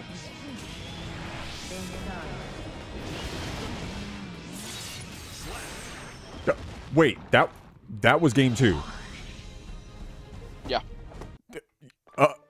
Yup. Damn, Kreator. I'm gonna keep it a buck, y'all. I'm gonna look away. I'm fixing stuff in the Discord. I'm having fun over here running the backside. Medikit's over here commentating the whole match in 10 seconds. We're evened up. We're 1-1. Kreator clapping back. Now, guys, I do have some interesting commentary. Believe it or not. Okay, I know what I'm doing out here, by the way, okay? I think. Out here, Kreator and Classified had to play against each other in a previous Jeekly just 2 weeks ago. Kreator and Classified getting 5th and 4th place, respectively, at the Jeekly 56. They're going to see... Well, I was about to say they're going to see they're in top 8 now, but they are. But one of them has to go down here right now. This is the run back. I think Classified took the mirror match last time. We'll have to see if Kreator has done some labbing since then, done some investigation. Medikit is looking pretty crazy right now. It's looking pretty crazy indeed. Nice little tap dust RC there, gonna let us secure that round. I mean, and we're trying to get up in that 2-1 position. I mean, this is it's the really weird mirror matches here. Just in terms of like finding your own character is always so weird to kind of play around. It just kind of feels off in certain contexts. But either way, though, I mean, Classified definitely not letting that mirror match kind of dissuade them. They definitely have a lot of experience with it here. Just kind of sending it forward that meter, letting us get a bit of a longer dash, and that should be the game. That Tatsu does a lot of damage, man. That Giovanna super, I'm gonna keep it a buck, man. I'm a noob. I'm a noob in Guilty Gear Strive, right? I run brackets. I don't play in them. But this Classified, man, this Giovanna, right? Sometimes she be doing hella damage on this super. Sometimes she be doing no damage, Medikit. Can you back me up on that? And I mean, I feel like that's I kind of see what you're talking about. I feel like that's a bit of like just on that risk. Depending on, you know, the risk is definitely a major factor, that counter hit. Especially depending on, I believe, how much meter Geo has as well. Oh, great point. Yeah, Giovanna getting that damage buff on her 50% tension bar. Classified getting out of that corner. Great stuff jumping over Kreator, but we're still on top of you with this dog dart. Just a lot of that stagger coming out, just trying to secure that victory here. But I mean, unfortunately, we're just stuck at the corner, it feels like. I mean, never mind. Mom said it's my turn on the corner. Tries to go for that burst bait. You know, and Kreator just not biting, deciding to save it maybe for a bit more crucial point. Ooh, oh my god, good BRC right there from Classified, slowing things down. Kreator trying to mix up that air dash momentum with BRC. The Tatsu coming out from Classified, calling out, I think that was that far slash or 5H, I believe. Putting us on set point medikit, this green Giovanna. Which one? It's the one on the right side, Classified, looking pretty strong here. Oh, but that back throw is exactly what Kreator wants to see, but unfortunately went for it again. Maybe a bit too spaced out, maybe a bit too plus. Gonna be getting another wall break. Okay, yeah, actually another wall break. Not a hard knockdown though. We have the meter to play with. Oh, we're just waiting it out. Ooh. Yo, okay, dude, oh my god, Kreator with some amazing blocks, Classified with some interesting mix there with that BRC slowdown overhead. But we're getting picked up. We're taking that damage. Kreator got the burst back, but didn't spend it in time. Medikit, the wall splat came out and Classified is going to take that set 3-1. But awesome match right there from both of our Giovannas. Again, another match, another me. We got that notorious POT on the stage yet again, fighting Joe Brownie on that Jacko. And I mean, we're already just foot on the gas, no brakes. This Joe Brownie is just starting to send it out there, baiting that burst early.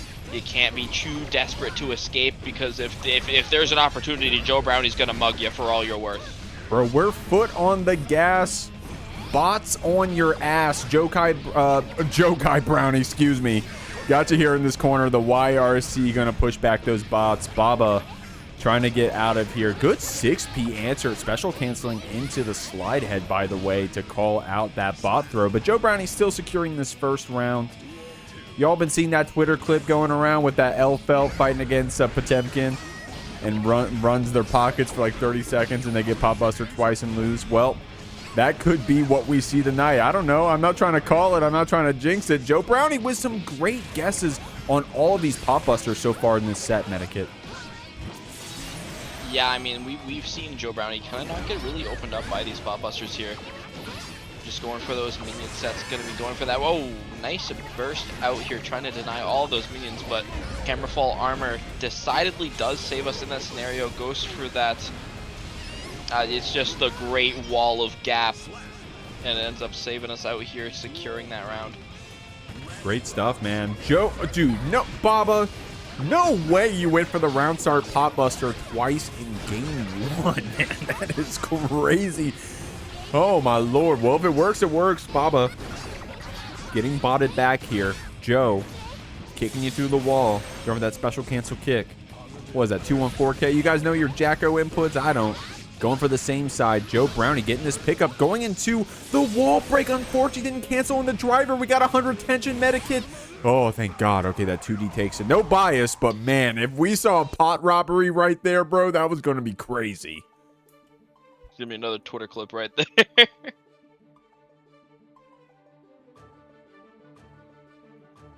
Jodo said you called the Great Wall again one more time, and I'm unplugging someone life support at random like Mr. Beast. That is absolutely diabolical, Jodo Goat.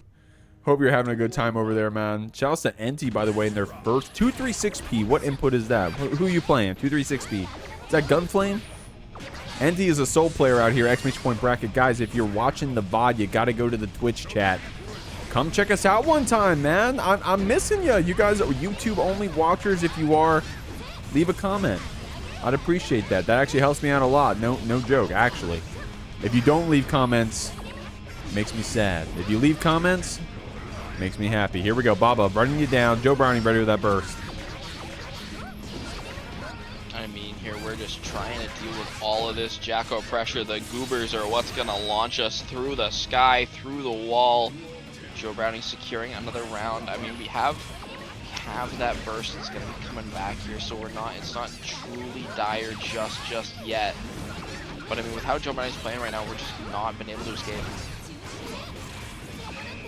Yo, shoutouts to Joe, by the way. Did we say this earlier? Joe Brownie, multiple times. Oh my god, actually, let me talk about that 2S real quick. That 2S counter hit, dog. Holy shit, that is such a niche button from Jacko. When you're pulling out that 2S, it's because you know what your opponent's going to do. That is not a button you just press in neutral. So good stuff right there, Joe. Getting these bots. Got you in the corner. Dude, Oh my god, that converted into a wall splat. That's not going to be enough to kill. And this surely doesn't kill. Elysian driver right here with that wall break. Pot's got too much HP Medikit. What do we got on the other side? What we have is just setting up some of those goobers, trying to get those plus frames. We end up finding the mark. It's going to be Joe Brownie taking another game. What I was going to say before that awesome 2S counter hit was big shout outs to Joe Brownie multiple times winning that wild ride. Medikit, you want to plug that one real quick? I can indeed. Every Sunday at 5 p.m. EST time slot, we run Mr. Bad Guy's Wild Ride. A good old Sunday tournament. Just have some laughs. Let's go that good old theme park theming Joe Brownie regularly cooks up. But I mean, like we're seeing currently, slamming that 5H nice, that soccer kick coming out. A bit low in that minion gauge, but it's A-okay. We're just waiting on it to come back. Baba has a chance.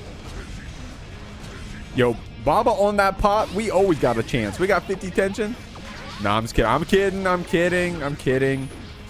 We got these bots beating you from the backside right now. Number two going crazy, by the way. Number one ain't doing shit for us, Medikit. I'm gonna keep it real, but number 2 is crazy. When Joe Brownie gets out number 3, you know you lost. Yeah, I mean, you know, number 1's, you know, kind of maybe a bit flaky, but, you know, number 2's kind of the ride or die, you know, where it's coming out already, you know, you saw the hammerfall was going to hit, you know, pot was already a bit too far away. Number 2 still went for it. Dude, number two actually the best bot. And maybe someone would say number 3 is better than number 1, but no, I think number 1 is still, I think it's number 2, number 1, number 3 definitely the worst spot. Anyways, Joe Brownie got that 50 tension built up, dancing around, getting that awesome 2S counter hit, man. Maybe I get that normal too much credit, but I love seeing those counter hits from 2S. Yeah, one thing I'm noticing here is maybe this matchup isn't actually that great for Pot, just due to the fact of, I mean, like a lot of those hammerfalls can just be interrupted by button plus minion. Set point Medikit. Baba out here, Garudoing you back. Is that a verb? Oh my god, yo, that bot angle was crazy. What normal was that? I've never seen that one before. I gotta watch the VOD back. Just those VOD watchers, you can just go back. I don't know if I've seen that angle before. Right now, Baba chasing you down right now with those close slashes. And that shimmy pop buster, call that one footsies. That's gonna be the round with that HPB. Baba is gonna take us to this game 4. Just getting dropped down.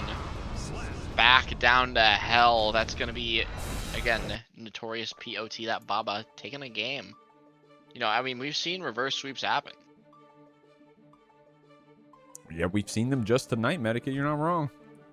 Yo, Enti in the chat. You say Busta. Enti.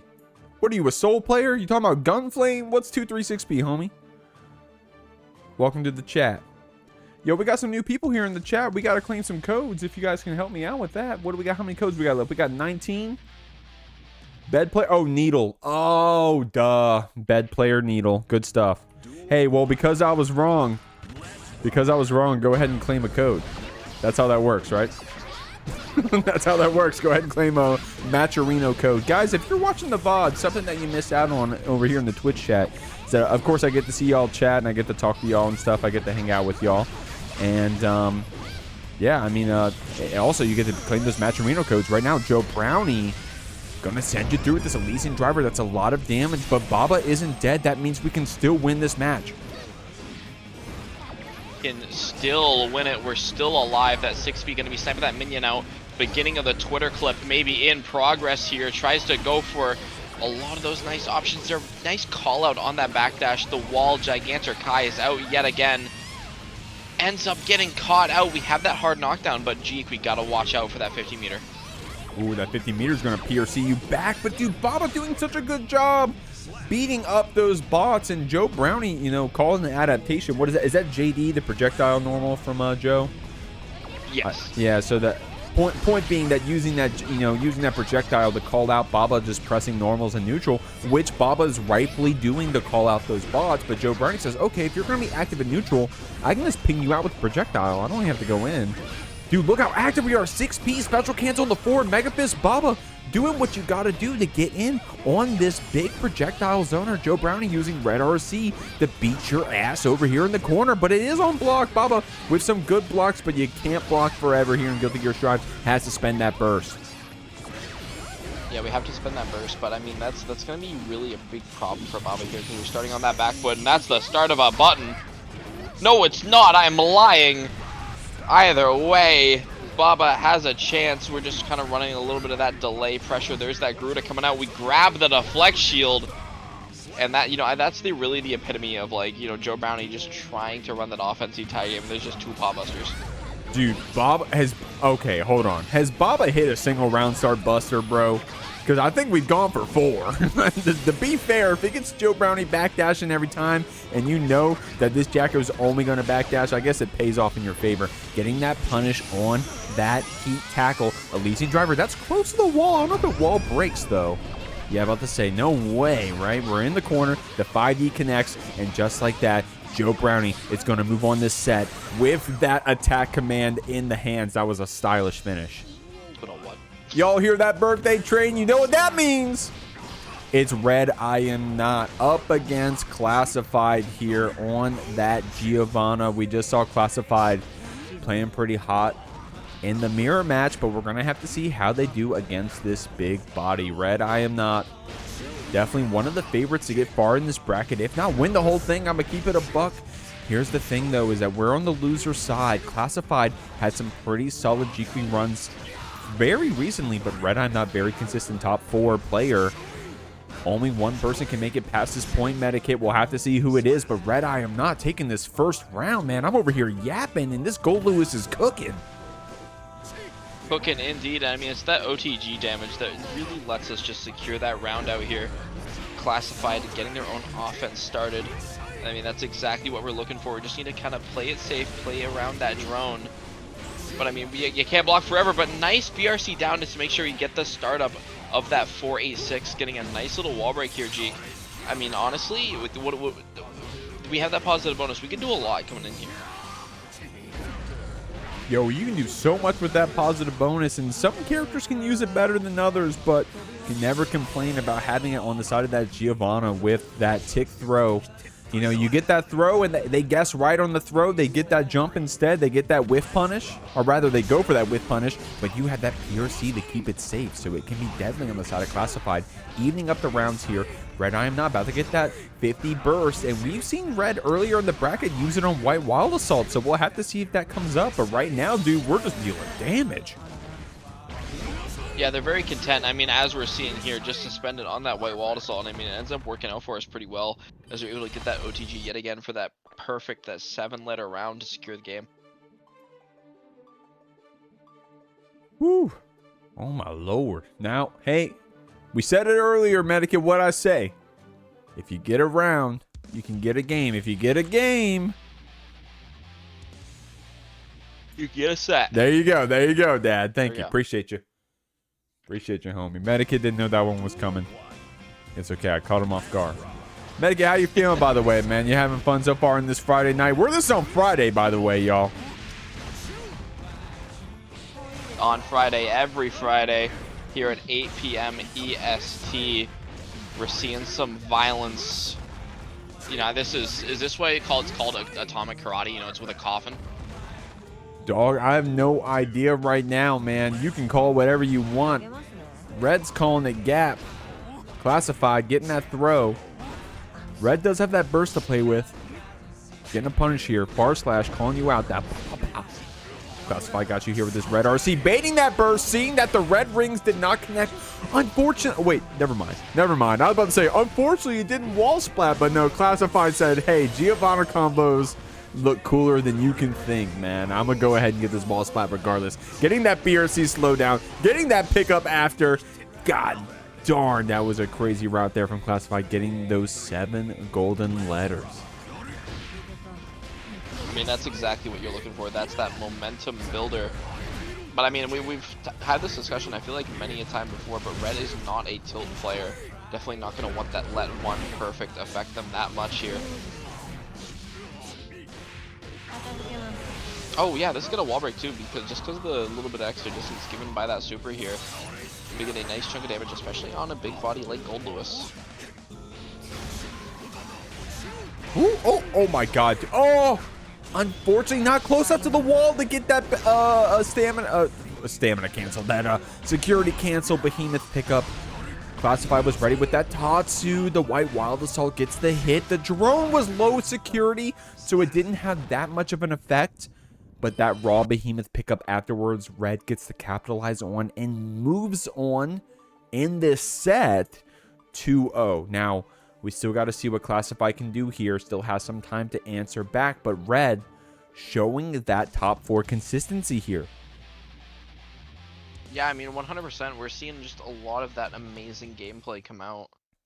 You know, just the ability just to quickly get into that top 4 position. I mean, we just need one more set here to kind of get back into set position. So I mean, we're playing out tonight.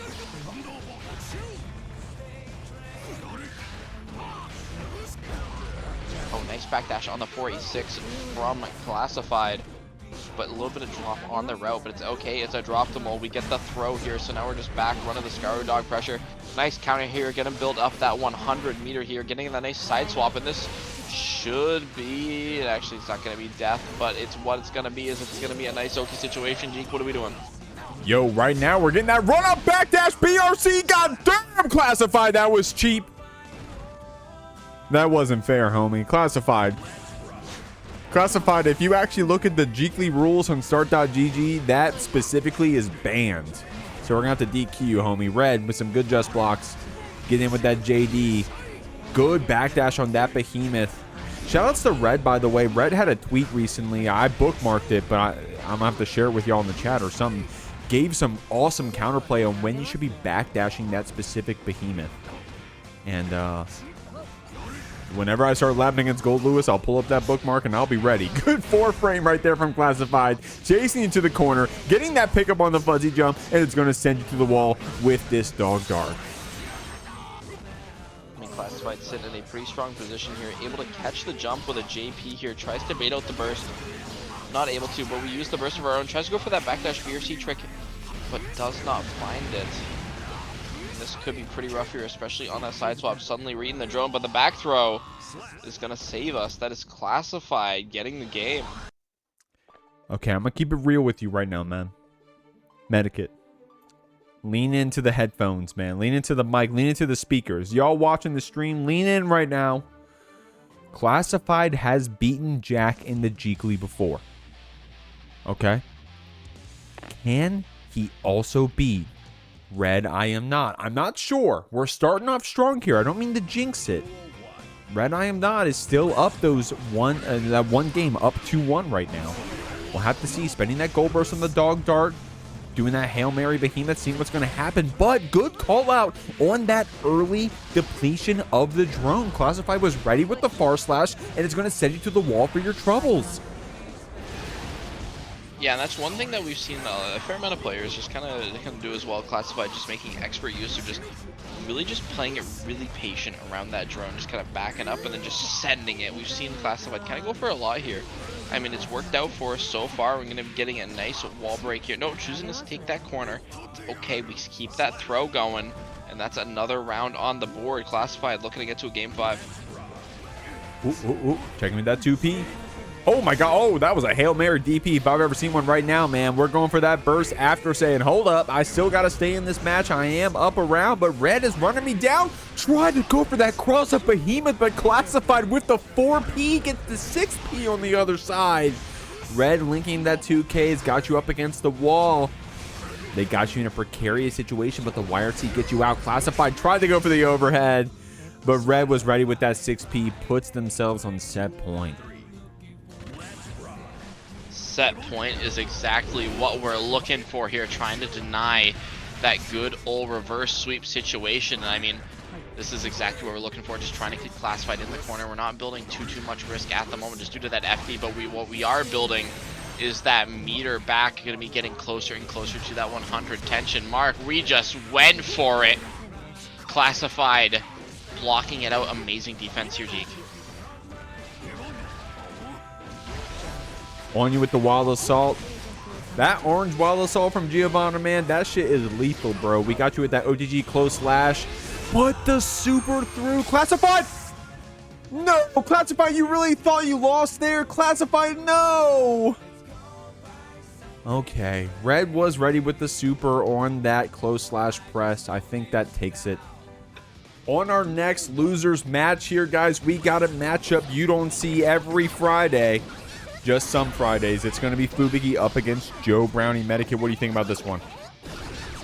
What I'm thinking is that we're seeing a lot of those minions coming out, and I'm seeing the hypothesis more and more. I think number 2 really is just the ride or die, because who was there? Certainly not number 1. Number 2 was holding down the fort against FubukiVr here, as we're trying to get this pressure going. But I mean, 6P holding down the fort as well. All of those 6Ps might have gotten toned down, but Testaments is still as strong as ever. Shout out to if you guys are VOD watching, skipping around, and you're specifically watching this Jacko Testament match, and you probably don't even know what we're talking about. But big shout outs to Fubuki, by the way, going for that throw after the stain. Bro, if there's one thing, hey, I'm just some scrub ass TO, man. I don't know nothing about playing this actual game, right? I try my best, but I don't know. You know how that is, Medikit, but Fubuki, I know one thing.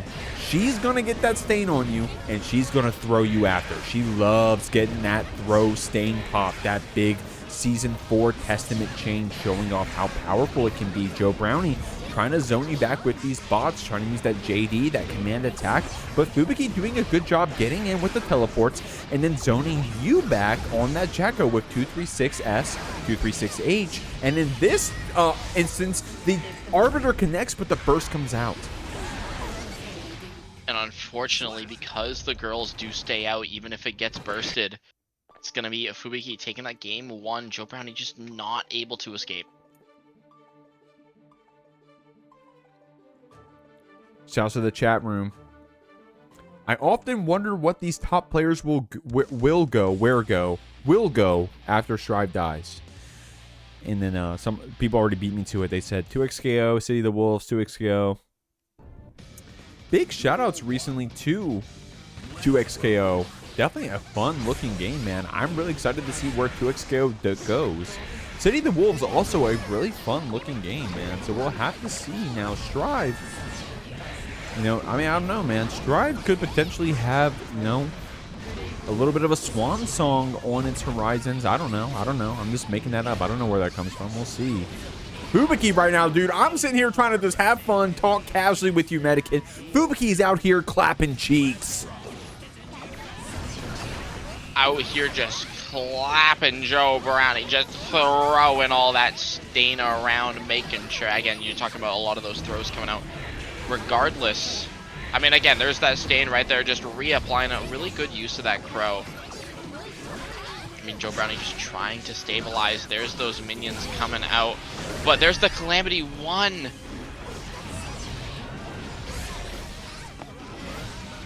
I was like, there's no way this kills, right? That was that Wild Assault scaling coming in. Joe Brownie spends that RC trying to get it, but that Grave Reaper is going to catch that 2D attempt. That's going to be Fubuki sitting on that 2-0 lead. That was hey, man. No favorites, no nothing like that, Medikit, but that was a quick game too, man. Give it a buck. Great stuff right there, man. Medikit, I don't know why I'm feeling sentimental right now, man, but I love Guilty Gear, homie. You having fun out here, man? This is so sick, bro. So, guys, real quick, you guys somehow don't know Medikit runs the Wild Ride on Sundays. So we're both TOs out here. We know how it is, man. We love this game, man. Medikit also a hell of an ABBA. Always studies the game as well. Fubuki gonna send you to the wall right now. Fubuki saying, who the fuck you talking about, homie? You gotta talk about this Testament. I got the stain applied. The trade hit comes out. Joe Brownie trying to get these bots applied. Fubuki got that 100 engine built up basically off of that positive bonus. And we're on set point, my man. We are on that good old set point. I mean, that was quick, honestly. That was a quick little first round there. Joe Brownie has that chance to kind of stabilize here, but I mean, at this point, we're going to need to get that reverse sweep, and that 6P is not going to be doing us any favors in that department. We're not going to be able to get that crow with that stay and reapplied. Maybe trying to read a jump. Either way, though, Joe Brownie able to escape that corner, and the Grave Reaper is ever slowly approaching. The ever slowly approaching Grave Reaper in my dreams and nightmares coming at me from across the distance. Joe Brownie trying to get that bot applied from downtown. 50 tension on our side. The trade hit pays off because that was an aerial hit against Fubuki, so we're more plus on the side of the Jacko. The bots are coming out. Fubuki holding up, trying to get away from that throw, but Joe Brownie just going for a normal. We got the ones medikit, but if only we get the twos. Doesn't matter, we still get that kill regardless. Joe Brownie still alive, is trying to get that YoKai in that top 4 scenario. But I mean, right now we're seeing that Fubuki getting that stain applied, getting a nice chunk of damage here, stain applied yet again. And I mean, Joe Brownie's kind of in dire straits here. Flesh Shield not pushing us far enough away. And Jeek, one more interaction will do it. One more interaction. Hey, if you're going to interact with this VOD, go ahead and go and hit that exclamation point Matcherino. Add some codes to the pot. That would be really appreciative. Fubuki going for the tech. Gets the OTG 6H. Said, hey, drop a code in that Matcherino because I'm moving on 3-0. Here we go, guys. This would be a TNS top 8 any other night, but right now it's top 8 of the Jeekly 58 SQ. Still unsigned, by the way. Can y'all show her some support, goddammit, please? I need someone with a big wallet to say, hey, this is one of the best fighting game players slash content creators out there in the scene right now. Guys, let me give you some raw stats right now. I'm gonna hit refresh right now. Ready? SQ is #1 right now in the Guilty Gear Strive category, and I'm hosting a tournament for it. Can y'all please show her some love? Give her some sponsorship. Give her some credit and some credibility. Paragon Jack, however, trying to get something started here on this Happy Chaos. Got you with that 5K, getting that pickup. Looking pretty good here in this first round, Medikit. He's sticking the leg out real far here, also sticking out that gun. Gonna be getting a nice route here, forcing SQ to spend that burst to avoid getting that wall splat here early. But I mean, it looks like we're gonna be getting that wall splat regardless, gonna be building up that 50 tension. Maybe they'll start resource dumping here, especially with that all those bullets, that concentration coming back. But I mean, SQ is just kind of trying to maneuver around here, and I mean, it's working out for us. Got to get that movement in right now. Jack getting that 5D shot. Getting the, oh, dude, what insane routing. Getting the curse applied, getting the focus, and getting the hard knockdown. That's going to hurt here on the other side. Yep, and there's that burst spent. And again, it's just a 5K just coming out from downtown, securing that game 1 in a quick, convincing fashion for Jack. I mean, if Jack wasn't winning quick, man, then I don't know. I'd be surprised, to be honest. I mean, Jack, the best net player, one of the best players, definitely probably the best Happy Chaos. Probably. Some would say Leffen. I wouldn't tell you you're wrong. Maybe in my opinion, maybe it's Jack. I don't know. Maybe in your opinion, I don't know. Here we go.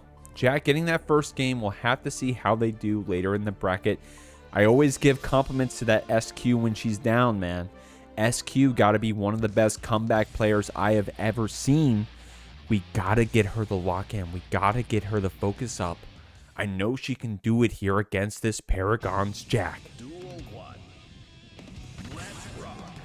And I mean, we talked about it a lot before as well, but I mean, SQ is one of those players who can also just decide when to win. I mean, typically with SQ, it's on that game of 4 scenario. But I mean, look at the damage. That wasn't even a wall break route. Just a little bit of that risk goes a long way. And I mean, suddenly, I mean, it's looking like an SQ round. Oh, one counter hit for this Happy Chaos. Maybe it'll be the other way. Medikit, I'm not sure. Getting the curse, getting the focus, getting the super. Of course, SQ does have that 100 tension on the other side. We'll have to see how she does. We'll have to see, man. But Jack with that cross-up JK and baiting the burst. No, Medikit. Jack able to take this first round of game 2. I mean, I feel like that's kind of what we've seen a lot of as well. Like SQ just starting to run that offensive, just the really impressive offense here. But the second Jack is able to escape, I mean, especially in that last game there, the last round, Jack just putting the screws to SQ. I mean, we got no swords, we got Jack escaping here, nice counter hit 2D. Just gonna be able to get some nice routing here, able to refresh a couple of those bullets, and that's gonna be a Deus Ex Machina just to refill, get that hard knockdown, get that positive bonus, refill a bit of that burst. Most importantly, get those bullets back. Getting the bullets back, but the YRC does connect here for SQ. Gets the same side on that neutral jump, and the Wild Assault picks up, turns into a wall break. Now, Jack still does have tension on the other side, and he may be confident to win this round. He may spend burst if he feels like he has to, but the throws are coming out, Medikit. The cross-up JK connects, and just like that, before SQ can even get a chance to burst, Jack is going to take it here. We're up 2-0. Jack trying to get into that grand finals without dropping a game. But I mean, we just need that one more game just to stay alive. SQ definitely has a chance. We've been seeing SQ try to start that, build that momentum, especially with that first round of that last game there with that big damage cash out. Y'all, if you can do me a favor, let me see if I can get it in time. Shout out at Squirrel. How do I spell her name? Squirrel, was it 147? I think it's 147, yeah. Please tell me I did that right. Yo, okay, there you go. Go show her some love. Okay? Go give her a follow. Go spam that too. Show her some love here, okay? SQ, when she's down, is the strongest Guilty Gear player I have ever seen. Give her a follow. Give her some twos. Fuck it. Give her a prime sub. Give her some love right now. She deserves it. We got to see how she does here against Paragon's Jack, taking down this titan of a Guilty Gear player. Dancing around. We're getting picked up by that Gooba Stomp. Unfortunately, just a bit too close for that rock to connect, so we're just back to playing that neutral. Nice counter hit here, Jack, spending that burst early. I like that decision there, just again being really just aware of the resource, like, you know, opportunity cost versus a lot of the scenarios here, because we didn't want to get wall broken too early. Unfortunately, for Jack, SQ was able to find that Mortabato, and a nice YRC out by SQ as well. It's going to be the first round.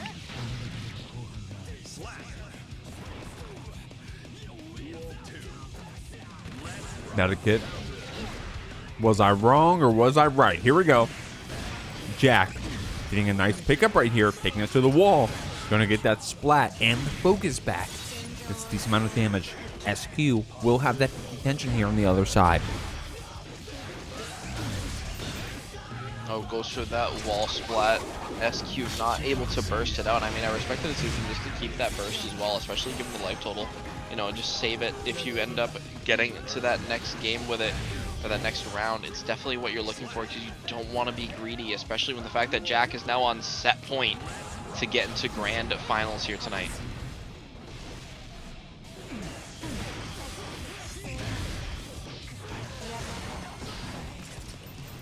Coming out here, SQ just trying to play that neutral, just trying to play a little bit of that, you know, walk forward, walk back footsies game. But Jack's got a gun, ain't no need for footsies when you got bullets. Gonna be sending SQ through that wall yet again. We got about 1 to 2 more mixes in us, so what are we doing?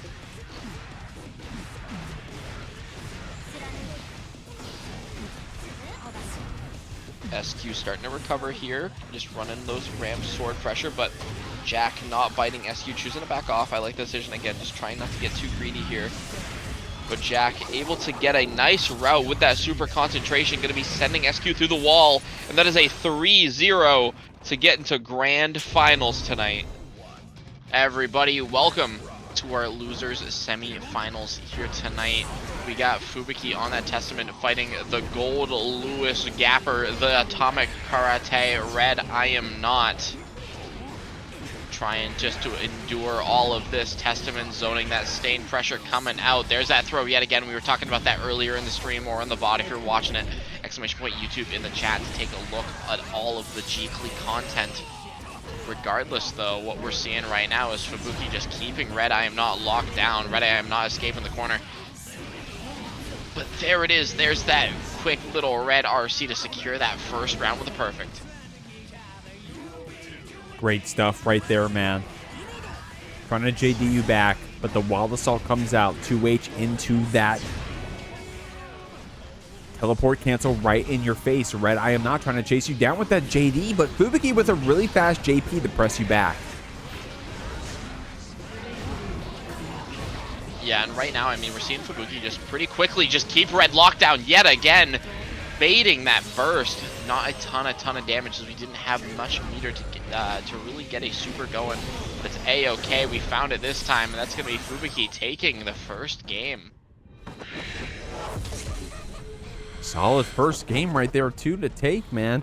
Testament taking a game that quick, it's pretty, I don't know, man. That's, you know, I don't know. It's eye-opening, you know. Fubuki definitely has the layer 1 in check. Of course, this is first of 3 here in Guilty Gear Strive.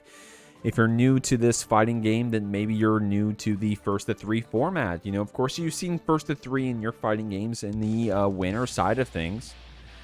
But here at Guilty Gear Strive, we run first of 3 even in the very first round. Because, hey, man, it's an explosive game.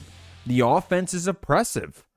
But that's why we play it, and that's why we love it, Medikit. Here we are going to game 2. We'll see what RedIAmNot's adaptations are going to be. Fubuki pressing us back, but the Wild Assault connects. Wild Assault connects. We got that drone laid down, just forcing Fubuki just to stay in that corner. But we're able to trade our way out, and that is exactly what we're looking for. Able to get a nice little teleport conversion here. So now we got that stain reapplied yet again. Going to be able to get a nice little wall break, especially with that nice little 6H confirm into that super. Stain is the reapplied. We have that 50 tension. I mean, we're seeing Red go for a lot of those super PRCs, but we're not even going to be able to see it as Fubuki closes out yet again, yet another round. Damn, man. Fubuki right now playing off her rocker. RedIAmNot chasing you down with that meaty 2K. Fubuki ready with that just block. She's streaming right now, by the way, y'all. You gotta go follow that Fubuki stream. I said that, by the way, right? You gotta check out that Fox girl. That 236S coming out like crazy. RedIAmNot getting counter hit on that JS. The 2S getting blocked. We got that stain applied. Good blocks afterwards. Having that pop after the far slash. So this is going to connect that low arbiter, but we still got the laser out, and we still get the corner seal. Great stuff there from Red. Fubuki with a well-timed YRC. Red also with a well-timed 2K there. Going to be able to get a route with that drone still there with a conversion, and that's going to be death. Red kind of clawing it back there with a nice reversal of that situation here. Going to be starting us off, just playing it a bit more patient and throwing out that white Wild Assault. And you got to be patient against these zoners, man, if you're going to be doing any wellness out here. But Fubuki getting over that minigun, getting you with that JH, getting that stain applied. RedIAmNot blocking that low arbiter. You know, we're looking at the screen, man. We're reacting that low arbiter. Just blocks me on that 236H. We're chasing you down. We're trying to get something started, but Fubuki teleporting around, getting that distance, and she's getting that zoning, getting the stain pop as well with the 5D Medikit. Look at this wall splat. I'm looking at the wall splat. I'm looking at a nice chunk of damage, a nice chunk of change. I'm looking at almost a full stick of butter. There's the super PRC attempt. It gets thrown. This is going to be rough because we do have that Skyfish coming out. We got to block it out. The 4x6 finds X mark. But a super PRC of Fubuki's own is going to close out that game. We're getting up 2-0 right now. Great stuff here from this Testament. Keeping us back. Man, Red going for that burst bait. That wasn't a wrong burst bait, you know? Like, I don't know. I don't mean the backseat. Like, That seemed like a correct burst bait. I think that was correct. Fubuki does go for some of those early bursts, but you know, to give her some credit, she goes for them when it matters.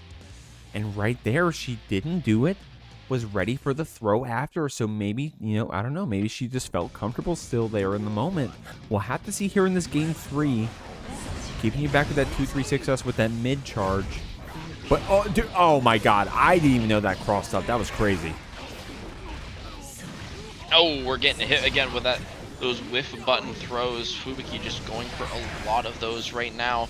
Tries to maybe go for it again, but ends up getting caught with the stutter step with that Goldlewis 2P. We have those Succubi coming out. We're reapplying that stain yet again. 6H unfortunately whiffs. No extra damage for you. But I mean, Jeek, this is a really strong position to be in regardless. I mean, it's looking strong here with that air 2-3-6S Fubuki.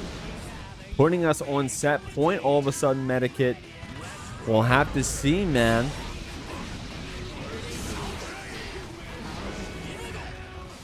I mean, we're seeing Red just try to play a bit more patient, just a bit really patient against these zoners. I mean, we saw it before in the last game, where Red just like kind of crouching is perfectly content just waiting. Especially against zoners, you kind of just have to be content with your punish for like mistakes just being distance, because typically you won't be able to, they won't be able to defend. But it's A-okay. Fubuki does not care, as that's gonna be Fubuki moving on with a 3-0 over RedIAmNot to get into our losers finals here tonight. Welcome to the losers finals here of the Jeekly 58. We just saw Fubuki on the stream, or if you're watching on the YouTubes, on the VOD here, fighting against RedIAmNot, trying to now they're trying to take it over that SQ Ramlethal demon. Starting off pretty strong for SQ here, getting a nice Mortabato. A sword here, that cross-up flip finds its mark yet again. It's such a powerful option. You don't see a lot of people kind of ready for it. Regardless though, just kind of blocking some of this ram stagger pressure here. YRC ends up getting baited out, and with that S sword, that's gonna be death. Such a strong start for SQ. Great stuff, man. SQ definitely wants that run back up here against Jack, but she'll have to get through Fubuki first. Again, a reminder, everyone here is in the running for that prize pool money. I see 25 cents added to the pot. Thank you very much. $203. Big shouts to Sorrel for that massive contribution. That means that 4th place even gets money. So we'll have to see. Of course, if you lose this match, you're only getting 3rd place. And what is it, Medic? It's something like 70-something entrants here in this Jeekly, man. It's been a crazy one as SQ gets this first game of losers finals. SQ trying to get into that 2nd place prize. Of course, because of that that payout, that match arena prize pool being upgraded, just means more money in the pockets of the players. But I mean, SQ playing insanely powerful right now. Fubuki just kind of, I feel like we just need to be able to kind of lock SQ down and just kind of keep it that way. Just, you know, a lot of that pressure again. We see Fubuki try to go for a lot of those throws, especially when that stain is applied. Just need to find it. There's that throw again, just as I was talking about it. Oh my god, that throw was so cheap. Right there from Fubuki. God damn, and you know, right afterwards going for the low. And then going, oh dude, wait, hold on. Is that a 3-way mix? You go for 2-3-6H or low or throw. Yo, Fubuki's got some testament tech. SQ is getting perfected out here. Yeah, and I mean, especially if you're a Fubuki, that's exactly what you want to see here, especially with SQ taking a very demanding first game. Or a very convincing first game here. But either way, that Mortabato gonna send us through the wall again. SQ saying, hold on now, hold on. You've had your fun, you had your round, but it's my time. But that's not if Fubuki has anything to say about it. Mortabato connecting from actually downtown, Jeek. Holy. You know, I'm surprised that the Mortabato hit, I'm not surprised about that, but that the Crow didn't still connect, because the Crow was active. But hey, I don't know my Guilty Gear Stride coding. Maybe some of y'all with the crack know.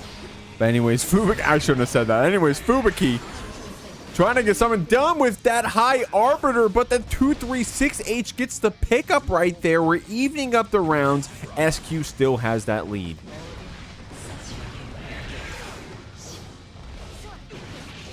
I mean, if you're Fubuki, this is exactly what you want to see. SQ with that low burst.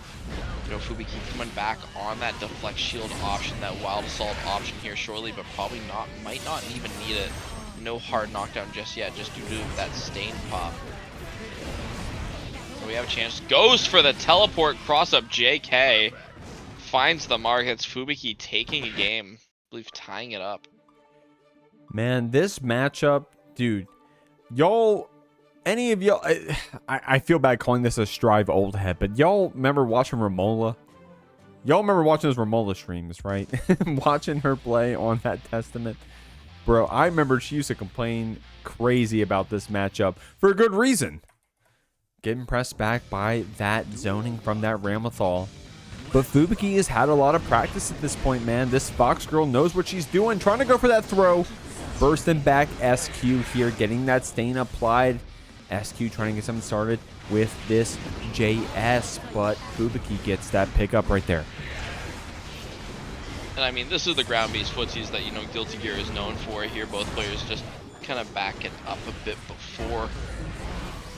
Regardless, nice PRC routing from Fubuki, trying to get that Grave Reaver inside the routing once we confirmed that it was actually, you know, going to combo. Regardless, though, going to be seeing a Mortabato from SQ. Very nice routing here just to end on that Mortabato a bit earlier. Nice counter hit close slash. We're looking at a potential guess for game scenario. One more hit'll do it. Oh, we're getting hit by that Mortabato. That's the hit that's starting things off. Medikit trying to dance around that teleport. 2K 6B zoning us back, and the throw comes out for Fubuki. The 6H actually OTGs. That damage is crazy. SQ down here in rounds, getting zoned back by this Testament. Fubuki getting you picked up. Goes for that burst bait with that high recovery JK. That was kind of cheeky there. I mean, sometimes cheeky is exactly what you're looking for, though. Fubuki gonna need to be finding something here, because I mean, we have that hard knockdown, and that's especially hard to deal with against Ramlethal. There's that sword coming out yet again. Goes for that empty jump low. Fubuki just stalwart in the defense. We BRC the Rekka, deciding not to burst it out. Hey man, to be fair, me as a spectator, right? I'm not a player, right? But as a spectator, I do think that Fubuki does like that early burst. Went for 2 fake teleports back to back. That's actually crazy. SQ getting picked up by that low arbiter afterwards. Fubuki really active with that jump JK with these teleports as well. Medikit, bro, this Testament, this zoner is also dancing around the screen like a pixie, man. SQ trying to get something started. That burst was spent, but Fubuki gets in with the wild assault. Oh, I like that recognition that Arbiter sign was gonna whiff, so we did go for that quick PRC just to keep it safe and keep our offense going. SQ able to escape. We're just back in the corner. We jump it out, but SQ ready with the 6P. Not letting Fubuki close it out and take the game just yet, especially with that Mortabato wall break. Suddenly it's looking a lot more in SQ's favor, especially with those swords applied. That H sword is applied, that S sword is applied, Medikit, and that 2K comes out. Fubuki did have that burst ready, but we were able to jump over that low arbiter. 236 block the... Oh my god. SQ getting picked up by the high arbiter, but the stain was applied. Medikit, Fubuki is suddenly up 2-1 here in this losers finals. Looking to get the fight against Jack. You know, just talking to SQ, be like, hey, you know, you ran it in winners finals, you know, maybe didn't go so hot. It's okay. I got it now. You know, stand proud. You were strong. Yeah, what is that? Oh my god, that Jujutsu Kaisen meme. It's like, you know, be proud. You were strong. And then Jogo starts crying or whatever, the volcano guy. No spoilers, no spoilers. Anyways, Fubuki getting things started right here. Shouts to the chat, by the way. Memsy rooting for that Fox girl. We got Jeekins up here. Idolo class. What's going on, Idolo? We had Jodo typing quite a bit, Chrome Dollar, and then we got Toxic, Tio, Jag, Seth player, Resident Seth player. You came in at a good time. SQ is bursting us back. Fubuki trying to get some of his order, but that overhead orbiter gets blocked. Medikit. This is the battle of the zoners out here. I mean, you know, Ram's got those swords that beat other projectiles, I feel like. So, you know, it really is just battle of the zoners if you really feel like it. Regardless, though, one victor has to be crowned here tonight. And I mean, Fubuki starting off pretty strong, but Mortal Bado hits from that so far away here.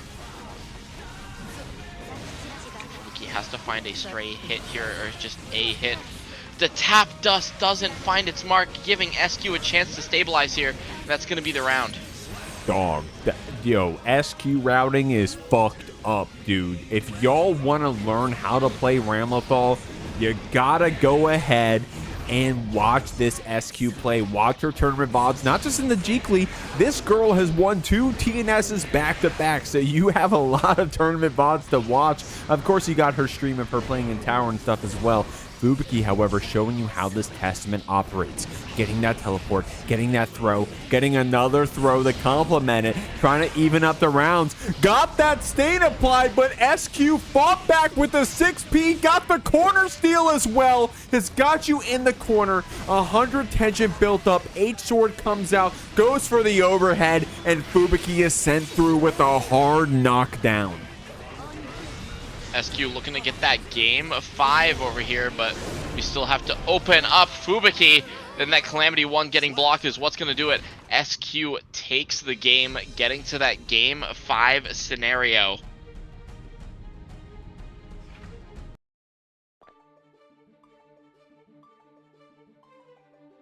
I believe they say that was a little bit of G and F.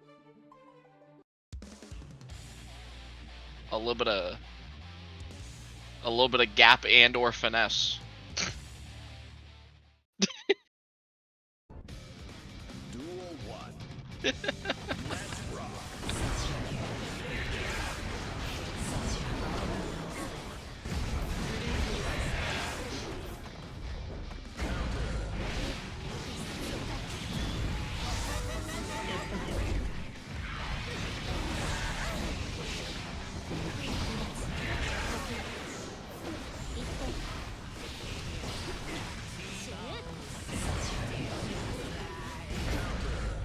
Yeah, definitely another lease on life is what we're looking for.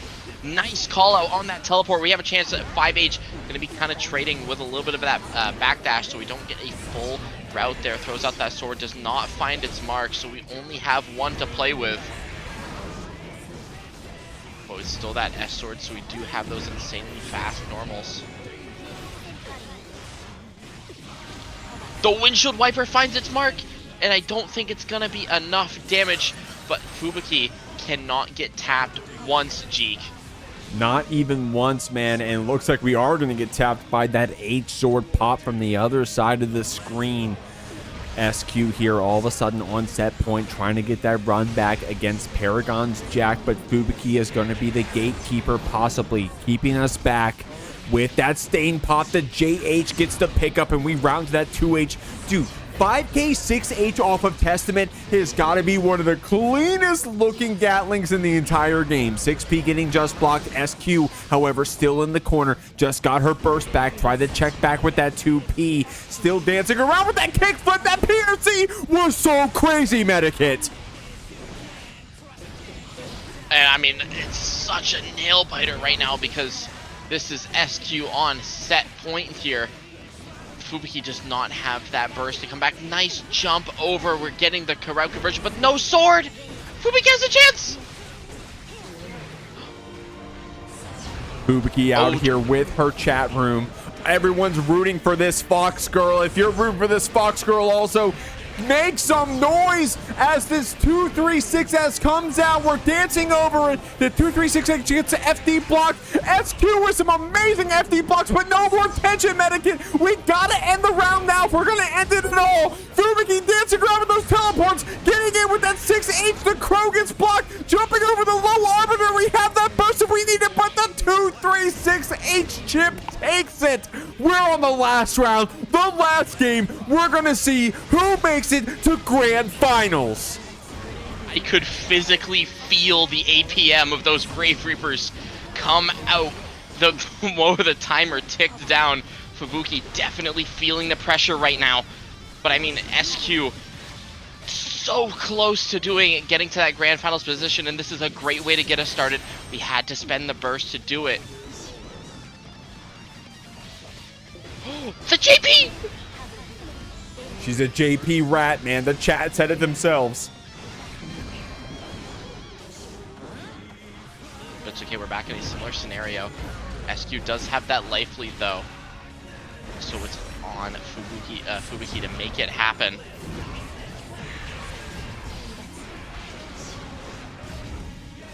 Okay, nice teleport back here, just trying to claim some space. Trying to not let SQ get much started, but that 6P is gonna be maybe a bit lethal. The deflect shield! Oh my god, that TH counter hit, Medikit, that maybe it, the H-Sword gets blocked. We got you in the corner with the S-Sword, the 2K gets blocked. Fubuki with a really good blow rate, 2S. The Crow is applied, the 236S comes out. We got the cross up, we got the pickup. One more hit, we'll take it, but SQ blocks that overhead order. The Far Slash comes out, we saw the timing, but the JS on the teleport recovery. SQ earns her run back here in grand finals of the Jeekly 58. Starting off here in grand finals, it's gonna be Paragon's Jack up against SQ. Now she's coming from that loser side. It means that she is gonna have to win 2 sets in order to take this whole tournament, if you don't know how that works. But Jack only needs to take 1. We'll have to see how this works. SQ's got this Jack in the corner, already got a lot of damage applied, got that 50 tension also, but Jack running up with that 2K, but the BRC backdash slowdown. SQ gets a pickup. Jack has to burst that one. Yeah, you just don't want to let SQ get started, start that snowball too early here. I mean, we already have that 50 tension, and the JS catches the BRC down. Gonna be getting that wall break regardless, gonna be getting that positive bonus. Jack only has that 1 bullet, but I mean, that 1 bullet can do it, but not this round. SQ gonna be taking the first round of grand finals. And hey man, that's a great start right there. SQ, I think, you know, I don't want to speak for her, but I think that she's been really working on this matchup as of late. I don't want to speak for her. I apologize, but I wonder if this Jack has been maybe a bracket demon for her, right? Here in the Jeekly, of course, I've been able to spectate quite a few of these matches. I know the statistics. So we'll have to see SQ having a really great start here against Jack. I know she has in her what it takes to take out this Titan of a Guilty Gear player. We got that shot applied. We got that Deus Ex, but it's getting blocked. Oh, wait, no, never mind. It got picked up. I'm sorry, Medikit. I don't know why you're apologizing to me. We're apologizing to SQ for the amount of damage that she is currently taking. It's looking kind of dire out here in these streets. We got that full ammo on the side of Jack, and that's a round being closed off. We're on to the next one on Duel 3 of the first match of grand finals here tonight. SQ starting us off with jailing Jack out there with that nice JPs. Count the JP again. The SQ, the JP. The chat called her the JP rat. Yeah, the JP rat, bro. But take a shot every time SQ JPs. You won't be alive after this one. Jack with some good FD blocks, but the tension is gone, Medikit. Jack did have that burst to back themselves up. SQ really active with the JSs, really active with the Far Slash, that red RC, fast RC rather, into the S-Sword. Gets the pickup. SQ beating your ass with the Moribando. That's going to be a perfect. We got the first game here of grand finals. I mean, that's just the momentum that SQ is looking for, having to win 5 more games to take the Jeekly 58.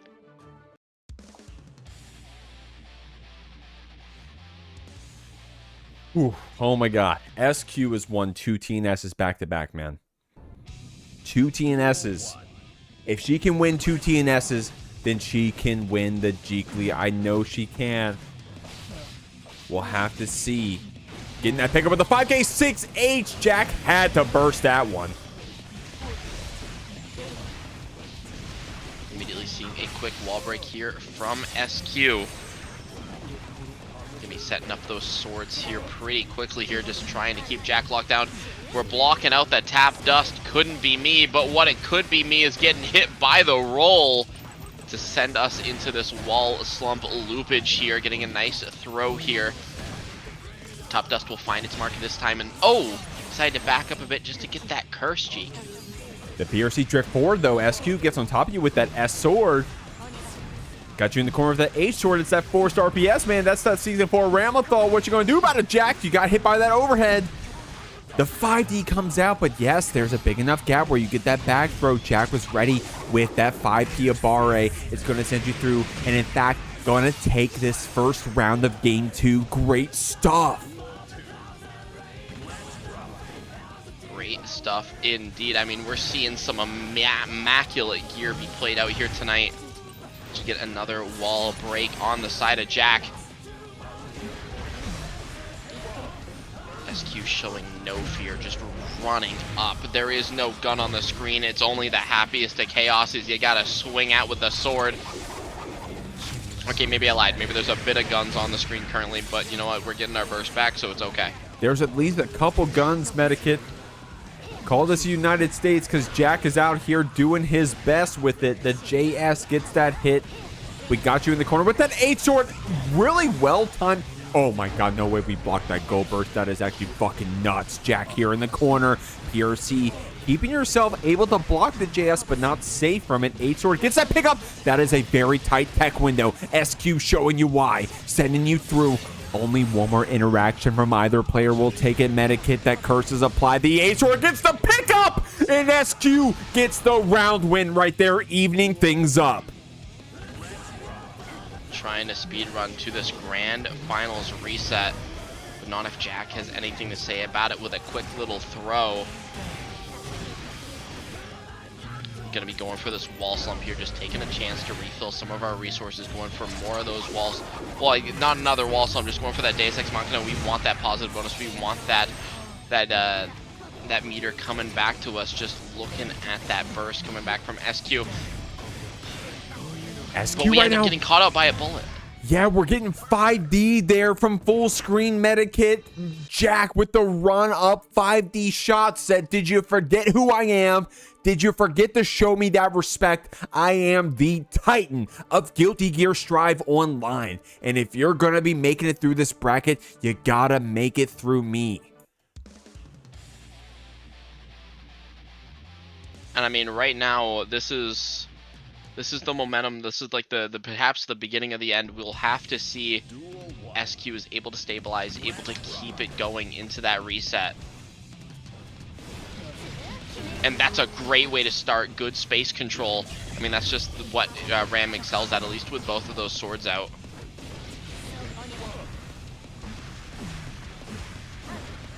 We got our swords out. It's Friday night, man. We got to get our swords out.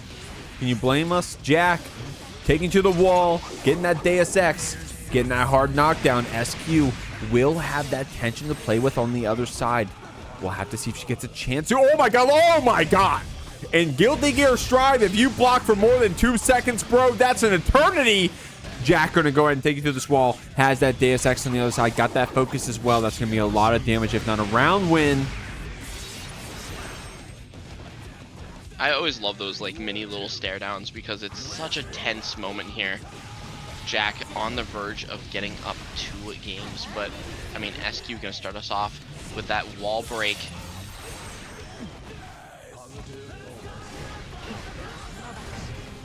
Throws out that sword from downtown here, just running some of that stagger pressure. You see Jack trying to do a little bit of that dash blocking just to try to take some space, try to escape that corner a bit. Not able to do so successfully. That BRC backdash overhead. It's exactly what we're looking for, Jeek. Just want to keep mixing Jack up, and that's another round on the board. And you know what's awesome about what SQ did there was she actually went for the shimmy because remember, she went for that early tech window throw that Jack wasn't ready for, so she was going to see if Jack possibly made that adaptation and was a whole step ahead, went for the shimmy instead, and it still worked out in her favor. Jack is going to get this curse applied, going to go ahead and get that wall break, got you on the other side, gets that pickup as well. Not only the pickup, but 100 tension to back it up, Medikit. That's exactly what we're looking for. Again, that positive bonus. What is a tension penalty? But nice YRC. Tap Dust not going to find its mark. SQ has a chance here. We only have that H sword, so we kind of have to play it maybe a bit safe.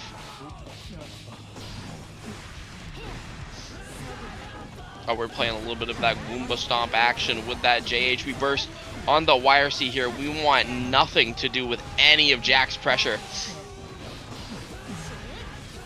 Hey man, against a Titan of Guilty Gear Strive, I don't know if I want anything to do with it as well. Here we go. Jack is up 2-1, man. All of a sudden threatening possibly taking this entire tournament without dropping a set. If it's going to be anyone at this point, it would have to be SQ, at least resetting the bracket, if not getting this reverse sweep. We'll have to see, but Jack on a very solid Happy Chaos. Hey man, can we be surprised? He's playing out of his mind like he always does on this Happy Chaos in these online brackets. And if you guys want to show him some love, please, exclamation point, Matcherino here in the chat.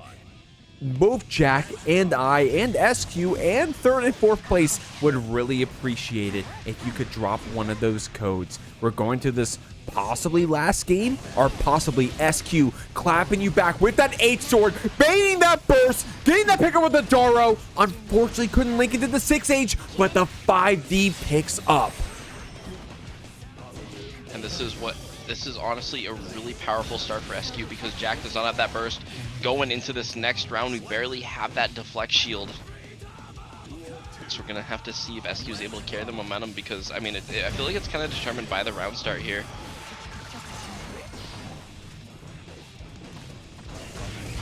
Dude, both these characters are so aggressive. I'm not surprised it's determined by the round start, especially Jack, who is so clean on that offense, but the far slash catching Jack on that run up. But we get that gunshot. We got you over here in the corner. No bullets, but that's no problem for the face of Deus Ex Machina. Getting that full reload, getting that hard knockdown. SQ getting that curse applied on her from the other side. Has that 50 tension to play with, but the throws come out. Oh, but successful YRC. But we're not able to truly escape it. Jack keeping it going. The fuzzies are not going to land, but the throw will. Going to go for a little bit of that OTG action. One more clean hit will do it, but the back throw from SQ. We have a chance here. JS does a little bit of whiffing, but it's A-okay. We keep the grounded pressure going. Jeek, what are we doing? I hope it's not going to be a Barre 2K RA2S from the side of that Jack. That's what we saw. No bias, by the way. On set point here for Paragon Jack on that Happy Chaos. We got that SQ here in the corner. She's got that. Oh my god, she's got the 5Ds unlocked. But the second one connects. Yes, you have to burst that or less. Give that positive bonus way to get Jack. Jack has no bullets though, Medikit. Pay attention to that. We'll have to see how he plays with none in the chamber. Got one in the chamber just now. Sometimes you just need those couple hits, but we're back to that no in the chamber situation. We have that S sword, so we're able to force Jack to just stay locked down and just kind of hold whatever mix we want. So I like that. We're just backing up, letting Jack just kind of whiff buttons. It's A-okay. We have the life lead. We don't really need to play that aggressive if we don't need to. But Jack able to escape. There's that Deus Ex Machina. They're going to refill all of that ammo. And this potentially could be a guess for game situation. The roll finds its mark. The go for the reset. Tap Dust does it. And Jack takes the Jeekly 58. I'm going to start this raid real quick before I do that.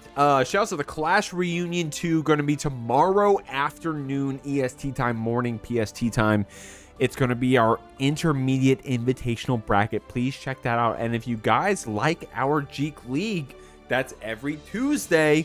Hopefully y'all been checking in, seeing how that's been going. It's been a hell of a time. We're going to send you over to Paragon's Jack. We got a few people ready for this raid. Guys, it's been an awesome Jeekly. Thanks for being so patient throughout. We'll go ahead and send you out. Thanks for hanging out, and have a good weekend.